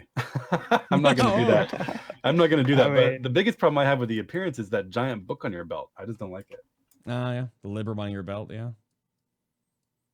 Well, I guess that's Jeeth's option then. Pal, you have the Blue Justice's Flame, I think it's called. It's the Mage Tower, right? Yeah. Yeah. I just like it because A, it fits my transmog reasonably well, and B, I believe getting that was harder than any Mythic Raid boss I've killed because I pugged my 10 RBG wins, and pugging 10 RBG wins in trade chat is... You don't do Mythic Plus, but you'll pug RBGs. I've done 11 RBGs in my life, and 10 of them were for that appearance. So. Oh my gosh. But yeah, I mean, I owe you like a really crisp high five or something. That's crazy talk. They're pretty. I was surprised they're all. I mean, the shout out to Reinhardt, the Watcher's Ornament is pretty fun. This one right here, there it is. Yeah, I always transmog as an NPC RP, so none of the flashy artifacts work for me. Yeah, I mean, you do this. This is the pictures you gave me. This is your armory right now. You just look like a random troll in the I'm pyramid. Guarding the Great Seal. Yeah. Is that just a thing for you? Yeah, keeping the world safe. There you go. I think I transmogged my artifact away within the first 5 minutes of getting it. Whoa. Sorry. I do. This actually is an interesting point. I mean, I care a little bit about a transmog. To me, it's really interesting that we spent the entirety of Legion with a two-handed weapon, able to mog two-handed weapons, and you spend a lot of time getting cool two-handed weapons like the Argus Scythe and things like that. And then suddenly we go and have no two-handed weapons again, and half of your mogs are useless, especially the cooler-looking ones. I miss that a lot. I agree. Some of the weapons from Ulduar, the swords, the two-hand swords, they're amazing. Oh, you cut out or your push talk went away. Oh, do I You're want back. this weapon from this boss in Ulduar or this weapon? I think it's Izir's Edge. There's like 5 variations of them. Yeah. But I love them, and now I can't transmog unless I equip a world boss or world quest BOE or like weapon two-handed. Yeah, because you can put like what's on here, like because Pel, you have it, but you're using, a sword and board or a mace and board, and you can see that you can do it over that. You can put the artifact there, but you can't do any of the two-handers like what Lily just said. I think I brought that up in the feedback, but I was like, why would you make Holy Paladin go two-hand for a whole expansion for 2 years with a two-handed artifact and then just take that all away? Why didn't you just keep them as a two-hander? Even back in the deep lore, they're a two-handed class. Warcraft 3, Uth of the Lightbringer, big old two-handed mace. That's how it was. Yeah, maybe they can unprune some two-handed healing weapons. Oh. Yeah. Yeah. I had this idea that I kind of liked of just like a small benefit to the decision between a two-hander or a shield, where maybe there's some passive where you gain 5 to 10% extra damage with a two-hander, but 5 to 10% extra health. 10% might be much if you have a sword and shield, just to add a little bit of flavor to what weapon you're using. I remember in HFC, I preferred the two-handers for that exact reason. There was nothing in HFC that required you to be in melee, but it being in melee meant that you got auto attack and Crusader Strike every now and then with a two-hander, you just did way more damage. There was a two-handed healing weapon off of Tyrant. I think that was the last time we had one of those. Yeah, and I think the one before that was Inferno Thunder, actually. Yep. And it was a trash drop too, I think.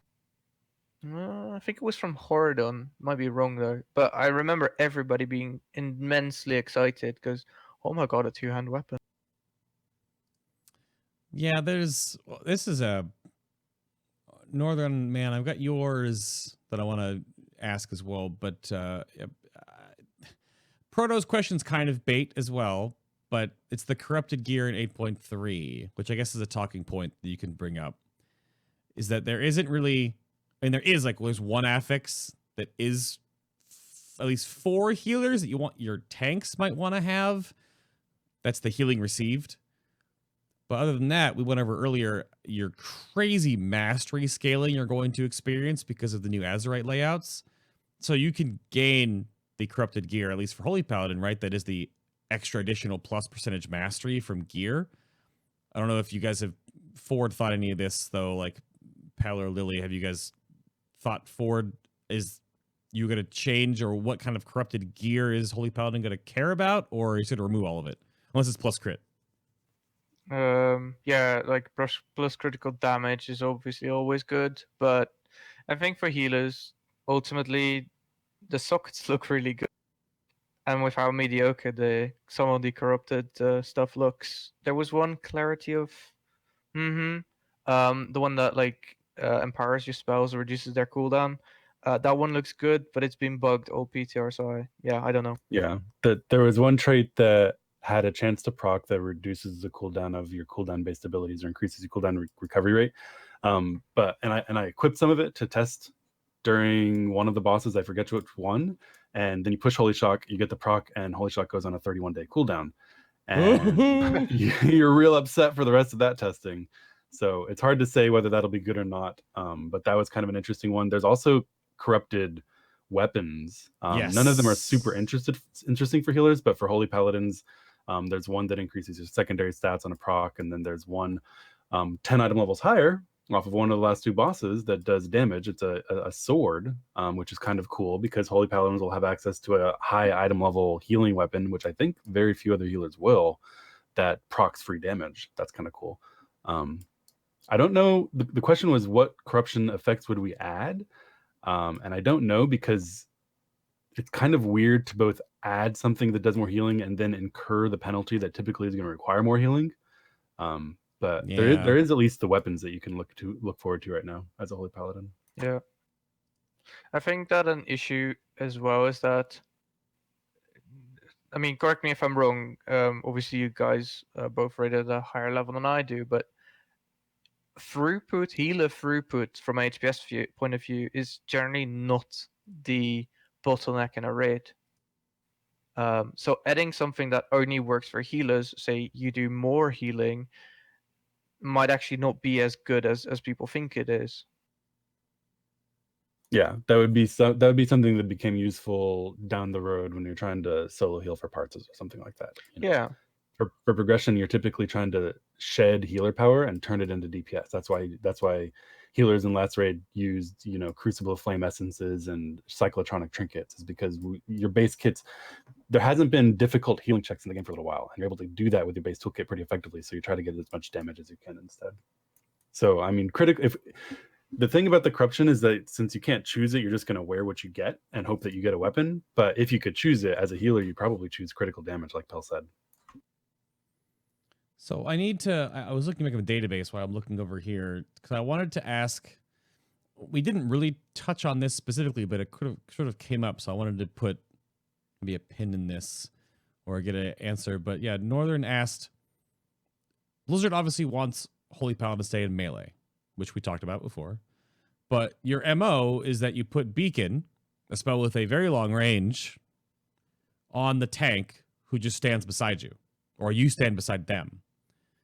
That's also to activate your mastery, which requires an area around you. The further away you get from your target, the less mastery healing you do, right? It's a proximity-based spell. So he asks, isn't that contradictory? Wouldn't it be more interesting to make all heals except a few big cooldowns plus Beacon melee range only? You are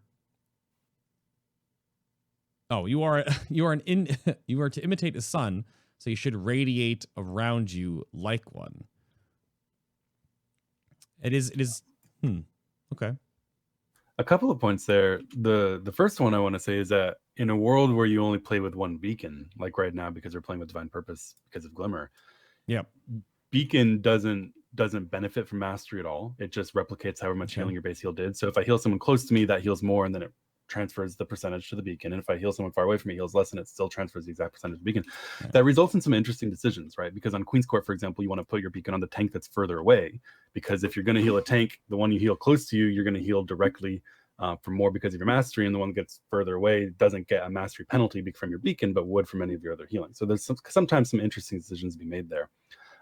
In the typical case where you're standing right next to the tank and he's just getting beacon healed regardless of your mastery, I think that's fine. I would not be a big fan of what he seems to be suggesting, where you only heal stuff around you, because I would hate to have some kind of like weird 10-yard range on my healing spells and have to like run around like a headless chicken trying to reach the warlocks standing in Africa, or God forbid the hunters, to try to keep them alive.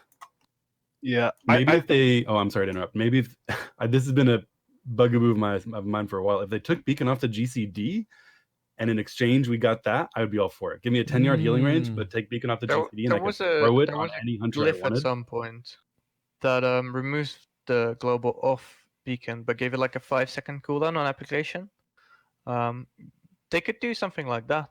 That would be really cool. Like a 10-yard healing range, but a spammable beacon that you could just throw on whoever. That would be so much fun. And that would add a lot of skill and depth to the class. Like I heal the guy 10 yards away from me and put the beacon on the hunter. Now he's top, so I flip the beacon over to a boomkin somewhere while I continue healing around me. I'd love that. See, I had a possible idea a while ago of redesign of beacon. It's a little bit less out of the ordinary than what you guys are suggesting. But my idea was basically just merge them all into one, such that by default you throw out one beacon and it does, let's say, 50% transfer rate. And if you press that button again on somebody else, you throw out a second one and both of them are 25%. And you have an extra button that's an activator that throws out some kind of beacon of virtue, but puts all your beacons on cooldown for X amount of time. And that way, if there's one tank taking damage, you can just leave the beacon on them. If there's two, you can split it into two. Oh god, there's a bunch of raid damage, blow up Beacon of Virtue, you lose tank healing for the next 15 or 20 seconds, but you gain a burst of virtue healing. And that could all fit into gameplay a bit differently. Beacon has been a huge thing for a long, long time. And it harkens back to the problem with that Holy Paladin was developed way back in the day, and I kind of joked about at the beginning of the show about how in Classic you just heal one target, and that was the job of the Holy Paladin. You'd have maybe 2 or 3 in a raid, and you basically you're healing this target the entire encounter. You're healing this target. Granted, encounters don't last anywhere near as long with the proficiency of player skill and how good BIS gear understanding is now. So bosses like Ragnaros fall over in 50-60 seconds, but that's how it used to be, and Blizzard wanted to get away from that by giving you options to heal other people while still healing a priority target. So they're both, interesting ideas to try to integrate that into, Jeath's biggest thing that he keeps talking about is interesting playstyle choices and decision making.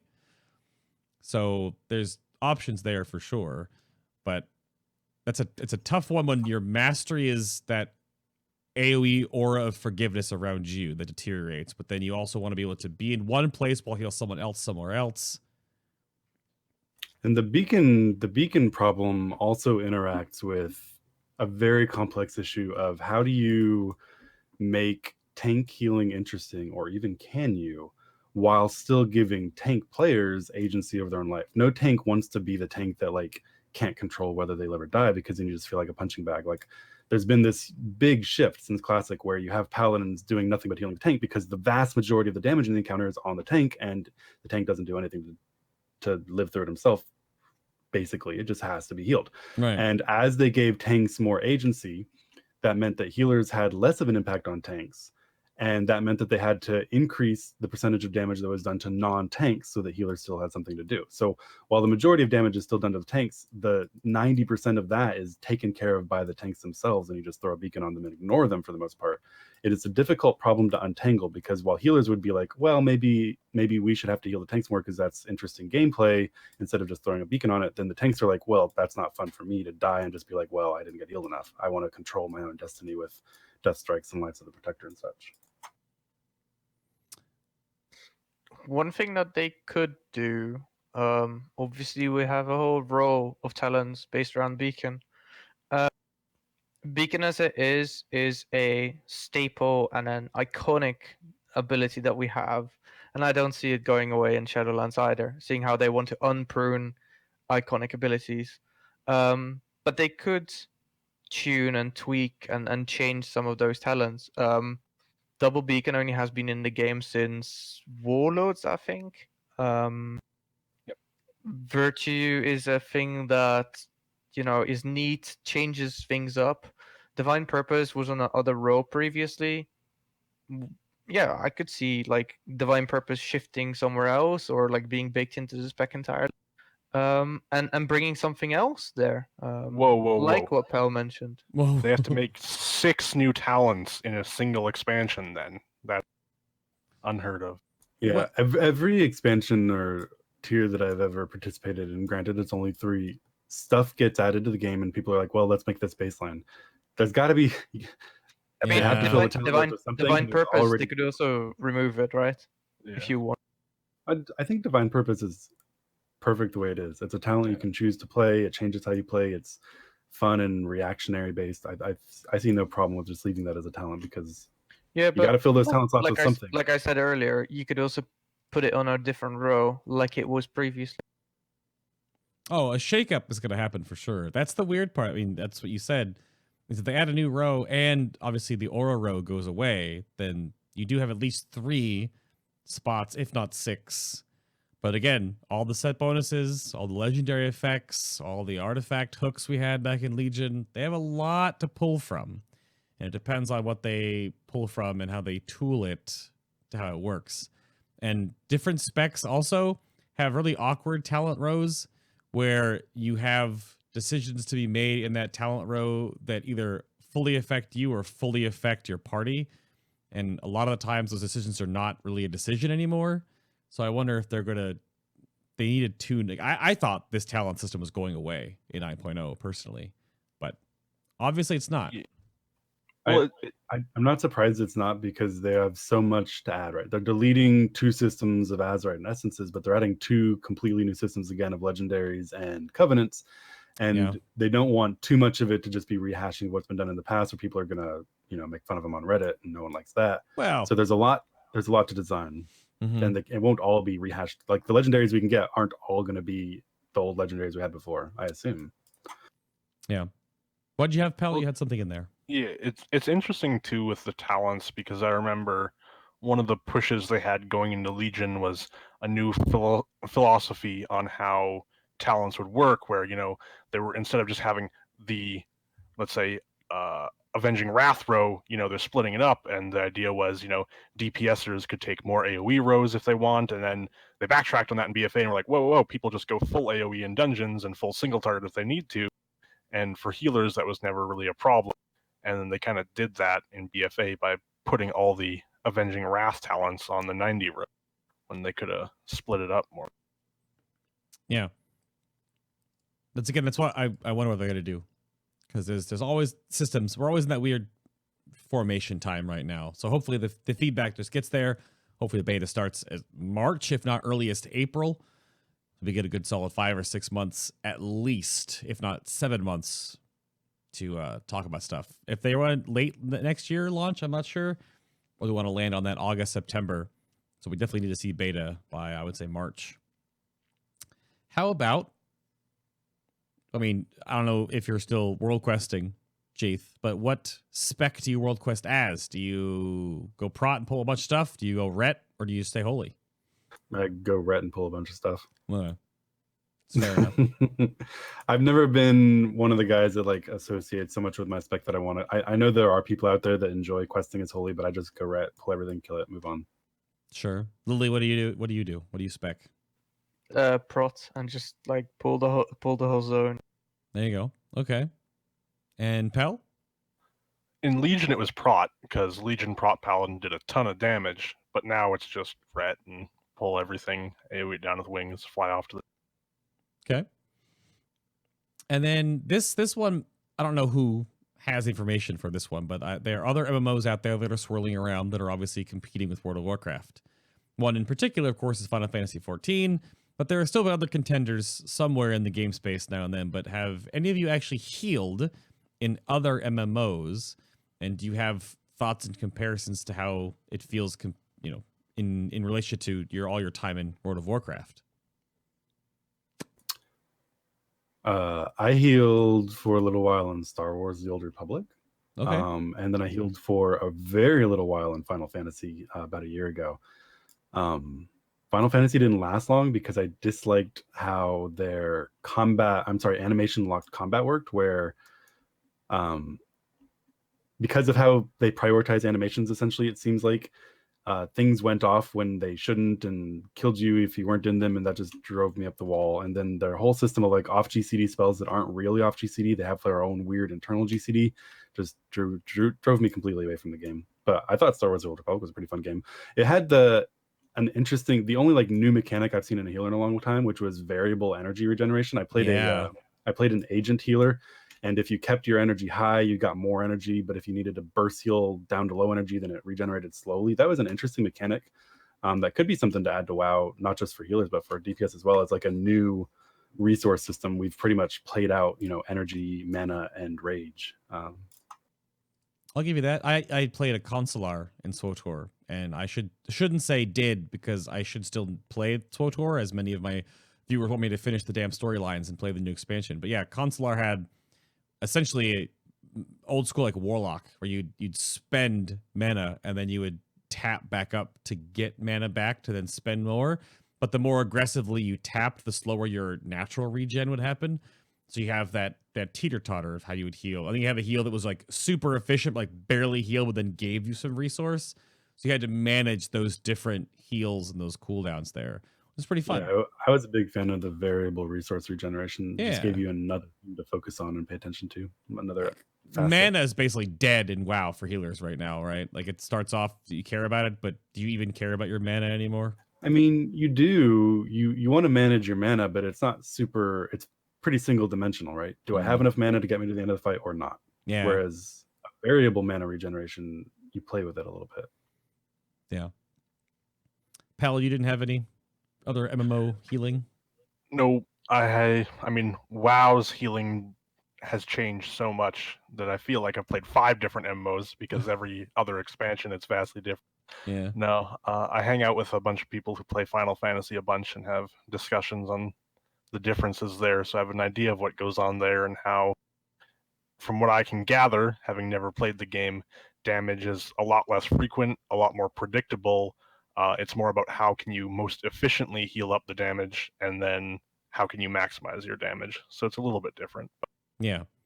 Oh, well, combat's a lot slower, 2.5 second global and all that. If we're going to talk about Final Fantasy, I'm going to need to borrow Pel's ranting socks. Oh. that game, when I played it, drove me up the wall. There's so many things. I dare you to go take a screenshot of anyone streaming Final Fantasy. Just take a screenshot of a rating counter and then count the number of things on your screen. Holy crap. With meaningless text that you can't turn off. There's like 100 things, like numbers and effects, and none of it means anything, and you can't turn it off, and you can't customize UI. It all drove me up the wall. It's a bit Yeah, much. as much as we like to rant and like to trash talk WoW, I think the UI part and it being as customizable as it is, not just in general, but also if you, for instance, are colorblind, or have like a motor impede disability, it's great. You can do whatever the fuck you want. Yeah. And I really like that customization. I would say is that you can customize your UI so much, then why does Sko have a UI that he does? Go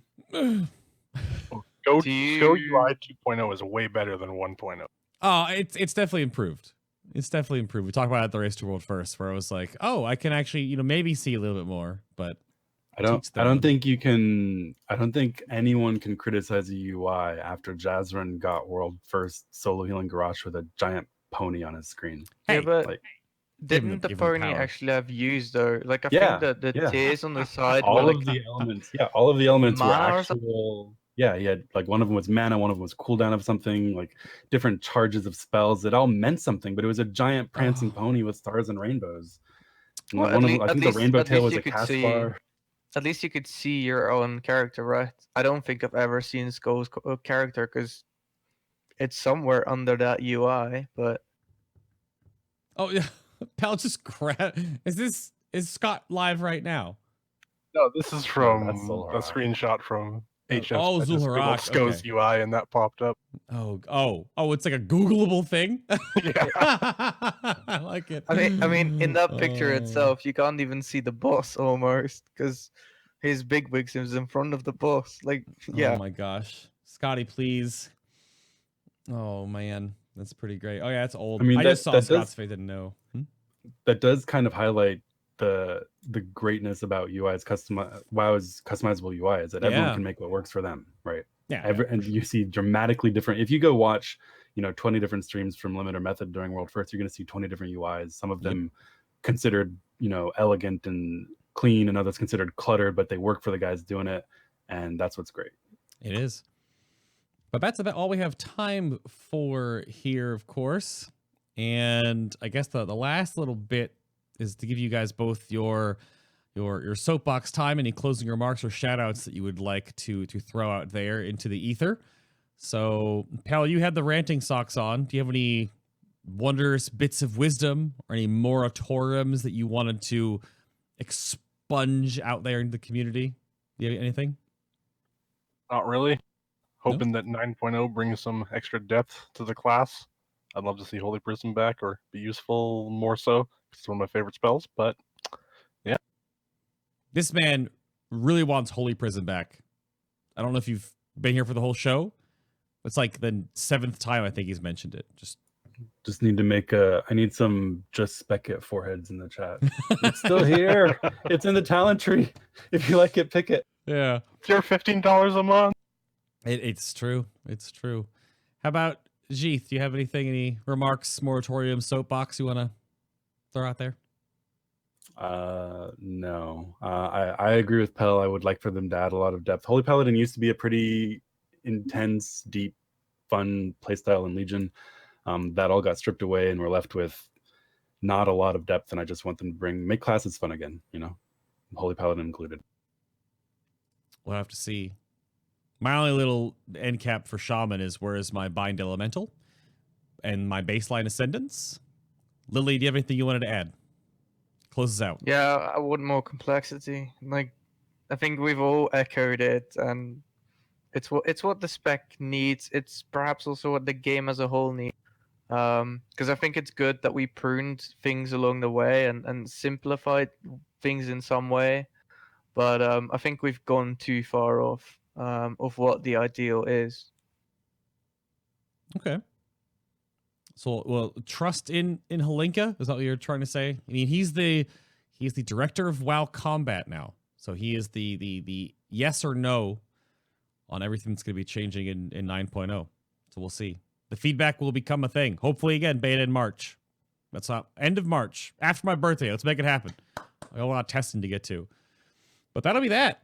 Let me hit this button over here and take us out. But thank you very much for tuning into episode number 203 of Final Boss TV. This is the Holy Paladin little healer meta, the death of Glimmer, even though if you were here for it, I mean, post-spoiler alert? I mean, not really. It only would die if they literally removed it from your gear. So that's not going to happen. Around the table again, we had Lily go talk to him in the Discord. Apparently he's toxic. I mean, well, not that bad on the show today, but the Hammer of Wrath Discord. Thank you very much for being on the show today, sir. I appreciate your time. You hate push talk. Try again. Oh, there thank it you is. for having me. Yeah. Awesome. There's Jeath at whatever his Twitch name is. Apparently it's Jay the Bell, or it's Jay the Bell, however you want to pronounce it. Yep. Gia the Bell. One Gia. person called me Jihad Bell. That's unfortunate. Well, yeah. Thank you for having me. It was fun as always. Yeah, we haven't spoken since like the beginning of the BFA, so much has changed. Dear progression. Hopefully we see that the complexity coming back into the game, a little bit of teeter-totter you're looking for, the choices to be made. And Pel, thank you for helping me put together a show yet again. Go follow him on Twitter. Do you even tweet? What do you tweet? I don't tweet that much. But when you do, Too it's busy important. Oh. Nah, not really. Oh, well. I'm super busy all the time with school, so I try and do what I can. If you ever need to get a hold of me, Discord's a good option. I'm in the Hammer Wrath Discord. I don't There you talk go. much, but you can always ask Yeah, or that's tweet fair. me. That works. If there's any spicy Holy Paladin memes, should they go to you or Lily? Definitely. Yeah? Well, I think I just created one 2 days ago, so yeah. Oh no. That's pretty good. Was it a good meme? Was it all right? I mean, someone got banned over it, so I guess it was good. Okay, well, there of course is that. Again, if you have missed any of the live shows, all gets archived over on my YouTube channel. There's Mike and my big old foreheads. We have a whole bunch of BlizzCon coverage we had going on there. Post BlizzCon show, pre BlizzCon show, dev interview, BlizzCon 2019 bands. I sat down with Word Up Senpai as well. You can go check out all of that on the YouTube channel. And again, if you're looking to support the show in a physical way, holidays are around the corner. There is the official Final Boss TV apparel hosted over on Designed by Humans. We do have some special shirts coming out to patrons soon. They'll be in your inbox and we'll be able to order all that stuff for you for the holidays. This shirt's going away soon. It's being replaced. So, you know, if any of you ever wanted this or the new version, that'll be coming out soon. But all that is right there. Got some new designs for the next year. More on that soon. But what is it? Next week? Unholy Death Knights, then Balanced Druid, then Fury War, and then year-end special. I believe that's how it lines up because there's some holiday stuff in there. But thank you for tuning in today. And they're ready for Corrupted gear. Make sure you spend all your residue to try to get your best as right now because you can't save that in the future. And sockets on all gear in the future. Finally. Well, sort of. Maybe. Maybe. Kind of. But until next week, everybody. Wait, that's one button. Bye. Wave. Lily, wave at the people because the guests aren't in camera. Like, yeah. Oh, I like it.